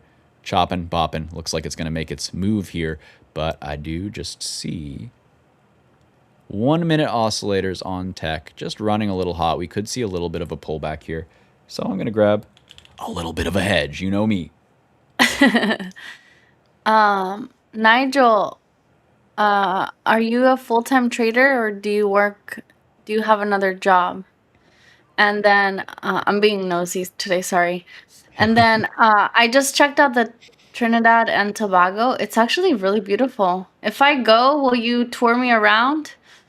They have like a nice, like the water is super clear. Yeah, looks really nice. Let's see. Tyler says, waiting to dip buy if we crash. I like that. I like that game plan. Grabbed them for, let's see. Oh, you have ARM 255 calls for Friday. Let's look at ARM real quick. Wait. Whoa, all right. I like that push that you're getting here. That's crazy. That's interesting to see, isn't it? I don't know what to make of this yet. Let me take a look-see. Oh, it's literally like, okay, I see where it is. I have a high time frame level here, too. PR. Sorry, I'm over here in the geographic. It's all right. I wonder if this is going to be our high or low here on ARM. The flight is only $600. Dude, flights are crazy cheap right now. I'm planning a trip to just to Portland, and flights are like, it's $150 round trip. It's like really? $120 round trip. Like, I was like shocked. I was like, what the hell? Yeah, I think I should look up. I want to go to PR. Puerto Rico? Yeah. Nice. See if I can find myself a husband. I want to check out. Do you know what the deal is? Can we still fly to Cuba? What's the deal there? Can I check out Cuba? I Yeah. think I can, right? What's up with Cuba? What's up with Cuba? Well, I don't know. I think they're pretty cool. I want to check them out. Maybe they can send some of their doctors over this way because I'm not getting good health care, and they've been known to go send out their very robust doctor force to countries in need. So I don't know. I'm just kind of interested in them as a country and want to see what it's all about. See if I've been lied to by the media or not. But yeah, that would be awesome. Cuba. I'd love to check out Puerto Rico as well. I need something warm, somewhere warm. I'm going to Portland for my vacation this year. I'm like, come on, I gotta do somewhere tropical next. What's up? How's Portland right now? Oh, it's awesome. I mean, it's one of my favorite places. It is very cool because it's a major metropolitan city. There's all the great things that come with that. But you know what else you get? You get beautiful, beautiful nature, beautiful like giant parks right on the edge of, well, the whole shebang, the whole city. Really, really cool. Great public transit, great food. Me and my girlfriend both have some dietary restrictions, so it's always nice when we just have a lot. What are they? She has celiacs, so it's like people are like, I don't like gluten, but she actually can't eat gluten. Like, it'll mess her up. Dude, did anybody else take the meta trade? Sorry, it's pumping. It's cooking. It's cooking. Yeah, I didn't want to scare it. I didn't want to spook it. Just like that was a nice call. I here. came in right on time, huh? Tiny Toons Fiesta, what's up? Oh, Portland, Oregon. I'm not. Oh wow, a nice candle on Meta. Yeah, I'm not going cross country for Maine. No offense, any Maine guys out there? maybe for New York or something. But so, what do you think? Should I trim? I'm gonna trim a little bit more Meta here. I bought 50 shares actually, so I'm just gonna ride it to the previous high of the day to like 582, and leave a runner to like maybe 590. But I don't know if it's gonna actually happen today. You're so brave. Yeah, I'm so scared. I am not afraid, which is a problem sometimes. It can be, but I find fear more of a problem, honestly. I think that the average trader is more scared than they should be. And I'm wondering, am I a little more scared than I should be? Earlier Not holding my Meta? Somebody earlier asked if I was scared or something. And then I was like, what do I have to lose? What do you have to be scared of, My favorite quote regarding this is Kobe Bryant. He said, people will tell you, don't put your eggs in one basket. Don't bet on one thing working out. The thing they don't tell you is you can always lay more eggs, It just makes me think. There's a great song. I forget who it's by. It's like this is. I think he's a New Zealand rapper called Juwan, and I don't know. He just has this one song where it's called Vent, and it just gets me so hype. It's like he's talking to his friend, and his friend has a lot of like self-doubt and stuff. He's like, bro, you just gotta bet on yourself. Just put your chips on yourself. If it doesn't work, we'll make it all back. But you gotta try. You got to try. You'll never live with yourself if you don't try to go for it, to reach for the stars. I know it sounds cliche, but cliches have a lot of truth. So guys, we are in the arena. We're trying things. If you are having trouble, stick with it. Make sure your losses aren't for nothing. Make sure you're learning from them. That's the only way this is a bad use of your time and energy. If you're not learning from the mistakes. And man, does the market give me a lot of mistakes, a lot of opportunities to learn from. PR flights inspirational. You're feeling what? Inspirational today, Alejandro. Good. I want to preach about risk management, but taking shots. You got to take shots on goal if you want to score. PR flights are $500 in October. Okay. We going? Let's do it. Let's go. Let's get a group. We should soon. I bet Caesar would be down to go just about anywhere. I bet he would be down. Let me check my schedule. Oh well, I'm in the Swiss Alps next weekend. But I think I can squeeze in some time between my jet setting from Dubai to Brazil or where. He's everywhere, I swear. It's so cool. Yeah, I might meet him next month in Vegas because I'm going for a couple of days with my girls. That's awesome. What What was I going to say? I forgot. What is your game of choice? Have we talked about this? I don't gamble. You don't I just gamble? I just Oh, open my laptop. I can gamble on there. I trade with you every day. I was going to say, what are you talking about? I Hey, hear a whole it's lot of not risking X gambling. for X. That It's sounds like not gambling. gambling. No, it's not gambling if you have an edge. Ah, that's bullshit, by the way. But I like it anyway. What?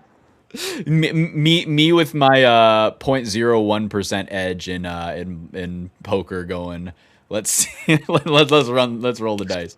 I don't know. I think that traders should embrace that we are gamblers. That's my hot take of the day. How about that? We can be. How about that? How about we are? How about that? Hey, okay, let me make my case. Let me make my case. It's all about risk. You don't make any money if you're not risking. I see uranium with a nice candle. URNM is the ticker. It wicked down already on my trading view. On my Thinkorswim, it's looking stronger. It's nice volume, so I'll be watching and seeing if we can get some follow through here. Meta looking nice and tight, catching short-term moving averages as it squishes, pinches into the VWAP arena. So I think that we're all gambling. Despite us having edge, hopefully, I think it's still gambling, but I think that's okay. In fact, I think it's kind of awesome because you know what? Gambling is fun. If you can do it in a safe way that doesn't make your brain hurt itself, doesn't make your wallet hurt in a way that you aren't in control of, I say let's be gamblers. Let's be professional gamblers, you know? Jessica's saying, I'm with you all. I don't gamble, and I don't consider this gambling. Maybe I'm wrong. But I don't know, because I think that, let's see. So it's not gambling if I use ESPN for stats. Exactly, Tyler. Go out there and full port your retirement on, I don't know, money line on something. Just send it, right? Not financial advice. Don't actually do this. But, you know, there's a middle ground, and I think that that's the area we should be in. Because I hear a lot of people saying, I don't gamble. It's like, I don't believe you. I don't believe you because if you're really not taking risk, are you really a trader? What are you risking? I don't know. Maybe I'm just grinding people's gears. You can't speak for all of us, but yourself, okay, Steve? Nigel, I'm speaking for you too, brother. I'm speaking for you too. You're a gambler, but it's okay because you're good at it. How about that? That's how I want to change the framing. We can be good at it, but I think we got to be real. Like I was this. What inspired this is I was talking to my girlfriend, and she was like, "I get that you have an edge. I'm with you. You should do this." But are you really going to try to tell me that you're not gambling? And I was like, no, I'm not gambling. I was like, wait a second. I'm always taking a risk.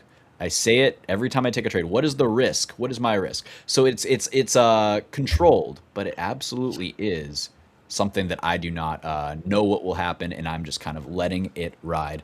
I don't know. I'm just waxing philosophic vaguely. I think that Meta's coming down a little bit on us. I know, I just saw that. My risk is in profit. There you go. Yeah, I should raise my stop a little bit as well. $13 profit. On 50 shares? If it comes down. Yeah. We'll see. We'll see. Yeah, we do have the nice entry, so that makes me feel a little bit better about letting it rock. I do want to look into, let's look at a 5-minute. Holding the 5-minute 9, I like that. I like that Qs are still strong. I like that. I like the odds here. I like our odds. Gambling, see odds. Yeah, SPX looks bullish. Looks strong. Tyler's saying, if I don't have some kind of information, I feel that gives me leverage and I won't make a bet. But I love football season. You're so excited. Awesome, man. Yeah, it's going to be fun. It's going to be fun. I like football a lot more now that we can gamble on it in California. Well, I don't know. I know that actually I should check. Is it even legal here? I know there are loopholes. But regardless, I wonder if people would be so into sports if there wasn't that gambling aspect to it now, you know, with all of the fantasy football and everything. It makes me think of the good old days, Alejandro, when I would just watch baseball with my pops just for the game, you know? And now I feel like half the people, I went to a baseball game a couple months ago. Guy next to me, he was just glued to his phone on his DraftKings the whole time. I was like, Wow, okay, really? yeah, I mean, I'm happy for you. Hope you're printing, brother. But you know, like, come on, we're having a good time here. Grab a brew, grab a dog, enjoy the game. I Wait, think there's I think no prediction way. markets are honestly bad for society. Look at Meta. There we go. Just had to have a little faith. I think it's hanging out just fine. Wants more. This Let's is see. crazy. Definition: the practice of risking money in a game or bet. Well, by definition, maybe you're technically correct. Well, Jessica, that's the best kind of correct, right? Just bothering people. I think I'm technically correct. In Georgia, sportsbooks are illegal, but you can do DraftKings still as well as prediction markets. Interesting. I found a loophole to do straight bets in the prediction market. Interesting stuff. So what I liked doing was the spread betting, you know, like going, oh, there's these bonuses on different sites. Come on, Meta, get back up there. These bonuses on different sites, and you can bet them against each other to get free wins. I think they kind of cracked down on that a little, but man, that was fun. That was fun. So yeah, right on. Gotcha, Tyler. Interesting, interesting. Yeah, I don't know. So I'm a gambler, but but I'm making steps to being less risky, you know, because at the end of the day, it's very easy for emotions to take control. Sorry, I'm watching another trade here. Uranium is starting to cook. I think it is getting the higher low type look, and this is off of a key higher time frame level as well. So we have a surge through the 200. We're now back testing it in cash session volume. I'd really love to see this stick, and we'll see how it goes. But I'm kind of kicking myself for not taking profit up here in the 63s. What do you think, Alejandro? Do you just kind of, do you think if you have a good entry, like I'm still up 7% on this trade, do you think I just kind of let it cook and let it kind of just meander around? If it needs to come down and test this level, that's fine as long as it doesn't, you know, actually cost me money. I think how I'd like to frame this is I have a problem with thinking the money's mine before I close the trade. You know, so then I feel like I'm losing money, even though I'm just giving some back of the profit that I have not locked in. How would you recommend approaching that to kind of avoid that getting stuck in trades and being like, oh, I'm going to go down with this ship because, you know, yada, yada. That's a great question. I've never heard anybody think of being in a trade like that. Because, like, for me, once I enter, it's not mine until I close it, you know? That's all So, smart. I'm saying I'm wrong here. I'm saying you're right for having that approach for sure. yeah. Which one was it? For me, it's URNM right here. Oh, This is a big URNM. top wick. And my issue here is that I already took profit a little too early, and then it ran a lot harder. I took profit into the 200-day. It surged above, and I didn't. Now it's back here. And for some reason, I feel like I beefed it. I really messed up here. But at the end of the day, I think it's just doing what it's going to do. And I'm in for lower, and I think it's going higher. So I So think I just let it you're rock. still in it? Yeah, I'm still in it. I'm up 6.5%. Okay. If it came back down to my cost basis, it would probably be at support, and I'd probably want to buy more. All right. And your question is, repeat your question? Why am I crazy? Make me less crazy. Gotcha. Basically, right. why do I feel like I'm losing money when an open trade gives some back? And it's not. I haven't closed it yet. I've not written this off. The trade is not invalid.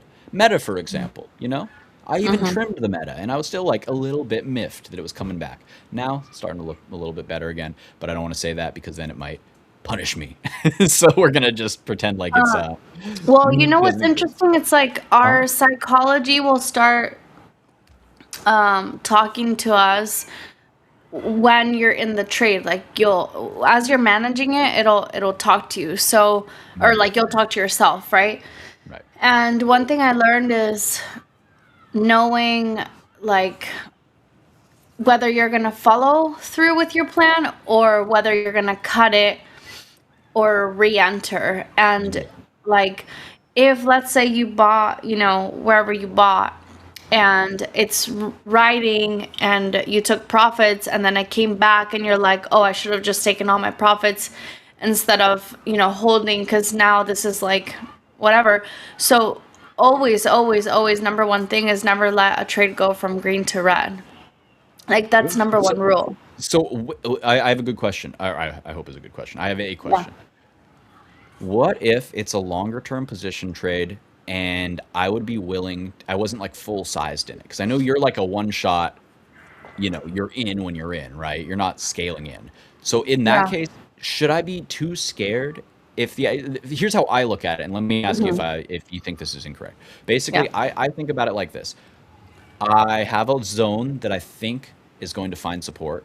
I and this is something that I learned from my good friend Exotic Seal. He has a lot of success with it. When I take longer term positions, I really try to emulate this because it helps with my psychology. I don't know if the math supports it, but basically what we do is we say, hey, we're probably going to be wrong. We're probably going to be a little bit early on that first buy. But if it's in the zone of interest and it is finding some level of respect there, it is worth taking the stab. And then you can scale in as it comes down to the next support. And then usually we have two supports that we'd like to add into, and then a level where we would say, okay, we're wrong, you know? Hmm. And the thing is, it works great if you can follow it. But I've also seen him, and he's a great trader, end up not closing it and just keep adding as it goes, but past that point of no return, so to speak. And so I think it can be a slippery slope in that Does it regard. work out? Well, he makes money. He's consistently profitable, and his winners are quite large. His Mm, losers also quite large because he has to eventually just puke up those shares if he's wrong, you know? yeah. Yeah. Well, So I think honestly that comes with your confidence and how really like how confident you are with your analysis because I remember when I used to trade options but on paper. I would do exactly what you just mentioned. Like I would enter, but I'd be a little too early, or like it you'd would buy pull more. back, and then I'd be Yeah. red. But then I'm like, I'm so confident that it's gonna hold this area, not this price, but this area, because it's a psychological area. It's a great area of demand or an area of supply. Like, because that's how I trade. I'll either trade at supply or demand, and I'll go pretty heavy on those areas versus support and resistance like in a range or in a mid zone of a range. And I'd be down hella, like I'd be down a lot. And then all of a sudden, once it starts going my way, I start trimming, I start taking profits, and then those wins end up being big. But there was really no emotion because it was paper trading. Yeah, it's so different, right? It's so different, yeah. And plus, like I think also it depends on your account size. Like if you let's say you have $1 million account, if you're down, I don't know, let's say $10,000, like are you really gonna trip out if it doesn't go your way? Like I wouldn't be tripping out, but And you'd probably just say, hey, oh, it's a better opportunity to buy this company that I really like. You know, the yeah, thing is that all shares are not created equal. And so first off, you're saying with options, I'm 100% with you. I have just like a hard and fast rule. I do not average down on options. okay, I good, good, never good. do because that's like textbook throwing good money after bad, right? Yeah. Because that money I could redeploy it on something that is working, something that Hmm. would work. Why would I say, okay, I've picked it's like I picked a racehorse and it's a dud, right? It's like, would I double my bet when it's going slow as hell and all the other ones are zooming on past? No, Yeah, I picked the that's wrong scary. horse, and that's okay. Sometimes we're gonna pick the wrong horses, but you can't just keep betting more money and hoping that it turns around on you, right? So for options, they will literally melt. They will melt. I don't care if they're 90-day options, they will still disintegrate on you a lot faster than you think if you are just straight up wrong. If you're right, the leverage is enough. You don't need Yeah. more. So that's what I always tell people. With shares, I just have this hard time not being a greedy little boy because you know what? You can't tell me that Meta isn't going to make a new high. Why would I sell something that I know is going higher? Well, Yeah. there's still good reasons, Yeah. opportunity cost, and I have to be honest with myself about why I enter the trade. If I'm only looking for a small move and I'm sizing up to respect that, or to reflect that, I should say, well, then I have no business holding. I have to respect that stop, and I have to treat it just like leverage, right? You Right. need to clip what Ale just said? Yeah, absolutely. I'm not sure exactly which part, but just clip it all. I know. I'm not It's sure what also part. good. Absolutely. Yeah. Uh, Two things with risk. I think there's a risk before going in the trade, there's a risk during the trade, and then there's the risk after. So it's not just like, oh, what's your risk reward? I don't look at risk that way.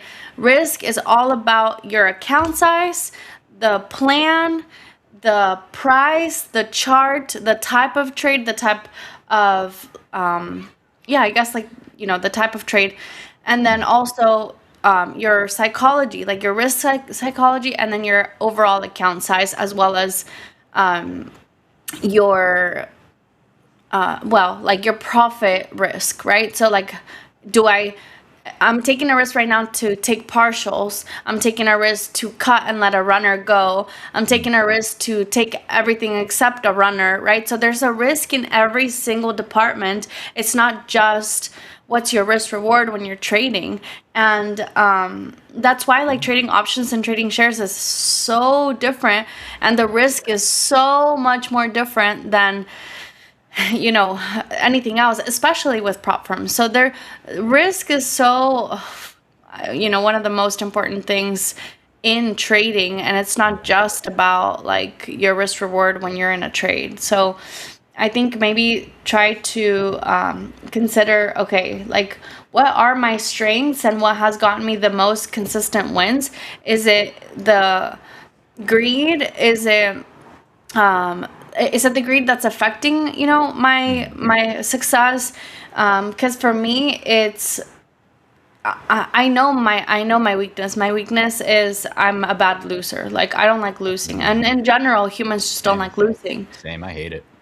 So anytime I lose, I'm like, I'll take the loss, but I don't like the feel of it, and so then I want to revenge, and then I over leverage, and that's my flaw. So I know if I know that, then I can work on that, and then now it's all about, because the risk with my psychology, it's there. I don't care, but the risk with my account isn't there. I care about that. Isn't it funny how ego bothers us so much? Even I would consider us people who probably have spent time working on that more than I'd say 80% of people. I'd say half people just never do, right? And I think we probably work on it more than the average person who's like thinking about it. Just talking about it. I know you spend a lot of time thinking about things. Think about the psychology, or like how this is affecting you mentally, how you kind of I just see you as very tuned in that regard. And ego in particular, that's a very mindful based thing, right? That's the part of us that we have to kind of quiet, or at the very least learn to work with, and not have it be like butting up against us every day. And you know what? It's even with us, it's still so hard to shake. And when I was like really into meditation, I would see this too. Like even like the good gurus, the ones that weren't complete BS, they would tell you like, hey, everybody still struggles with this. It's like a dance, right? You can't kill your ego. Some people say you can. I don't think you can kill your ego, but you got to learn to dance with it. You can't kill the ego. The ego, if you killed the ego, you wouldn't be human.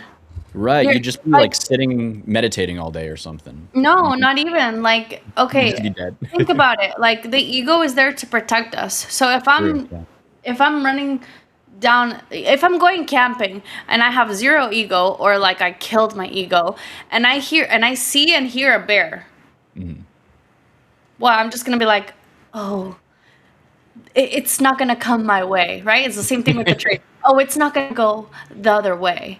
Oh no, the bear is not gonna eat me. The bear's not gonna kill me. The bear's not gonna take everything I have. The bear, it's the same thing with the trading. Oh, it's not gonna hit my stop loss. Oh, it's not gonna do this. It's gonna do that. No, right. guys. It's a whole bunch of fortune telling. You're gonna fucking run if you see a bear. So your ego has to be there. We need egos. The thing with ego that people don't understand, it's not that you have a big ego. If you have a big ego, that means that you probably went through some BS when you were young, and you had to develop a very strong psychological wall, or even a wall on your heart, to protect you from danger. And I speak from experience. So we need our egos. But we need to learn how to control our emotions. And that's the hard part, because we also like being in control, right? Especially me. I like being in control. I don't know why. Maybe because of my big ego. But it's something that I'm working on. And that's the beauty about day trading, is that it has put all my flaws right in front of my face, shaking me left and right until I fix those flaws. And until I fix those flaws, I'll see 6 figures, and I'll be able to start putting 6 figures on the line, and that's the ultimate goal.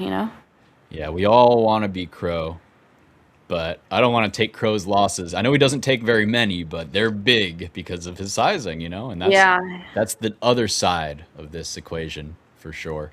Tiny Toons, yeah, I definitely do. Lots to think about.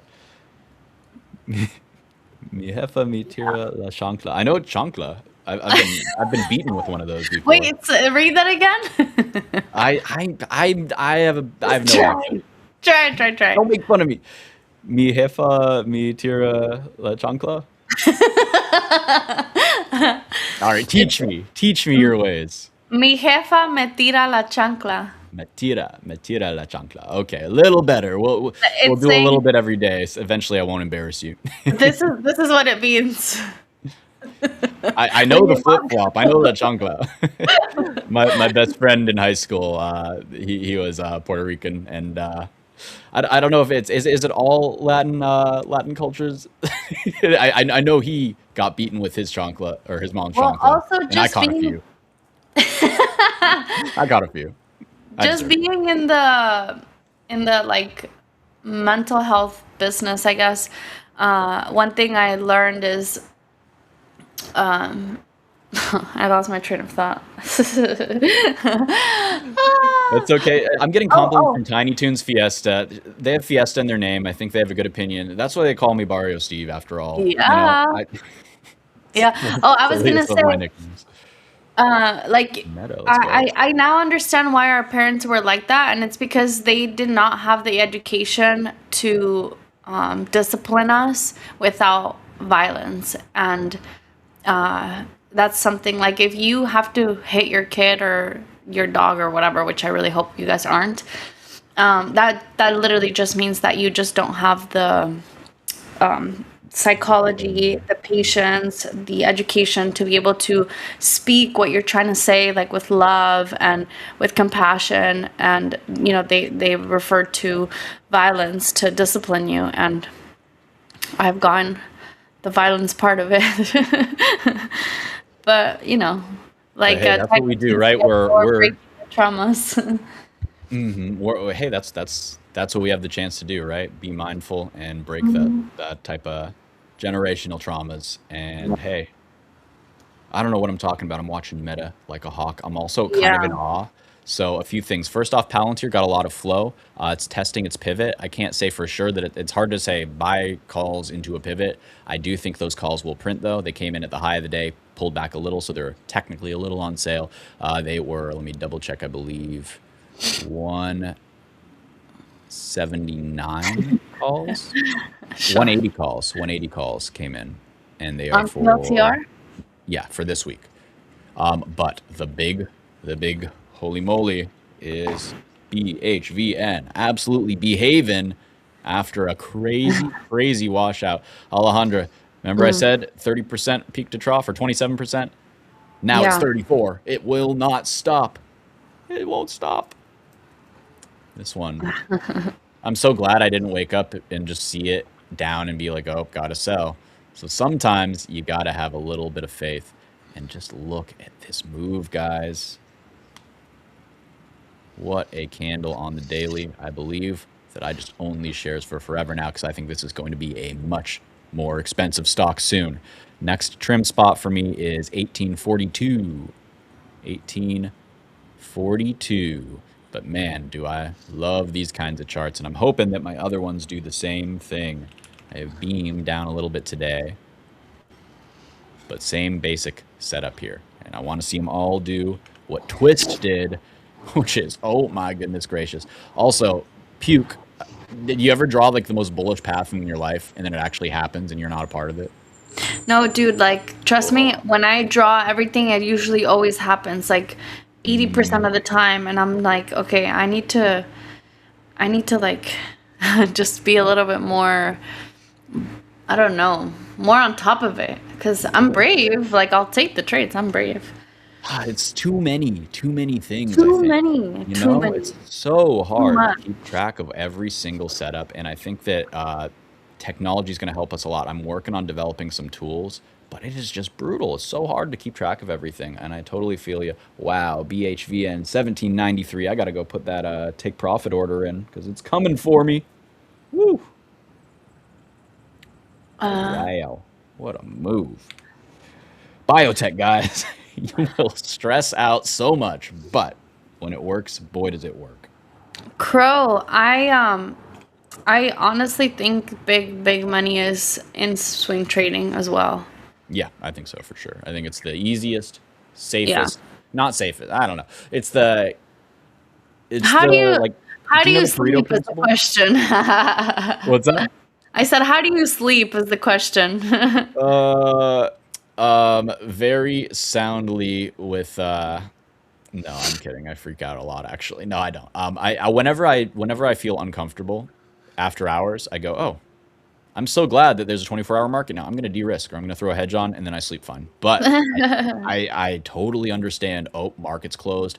Please, market gods, don't make me wake up to a bloodbath. Please don't do it to me. Well, you So know I what? definitely relate. What's that?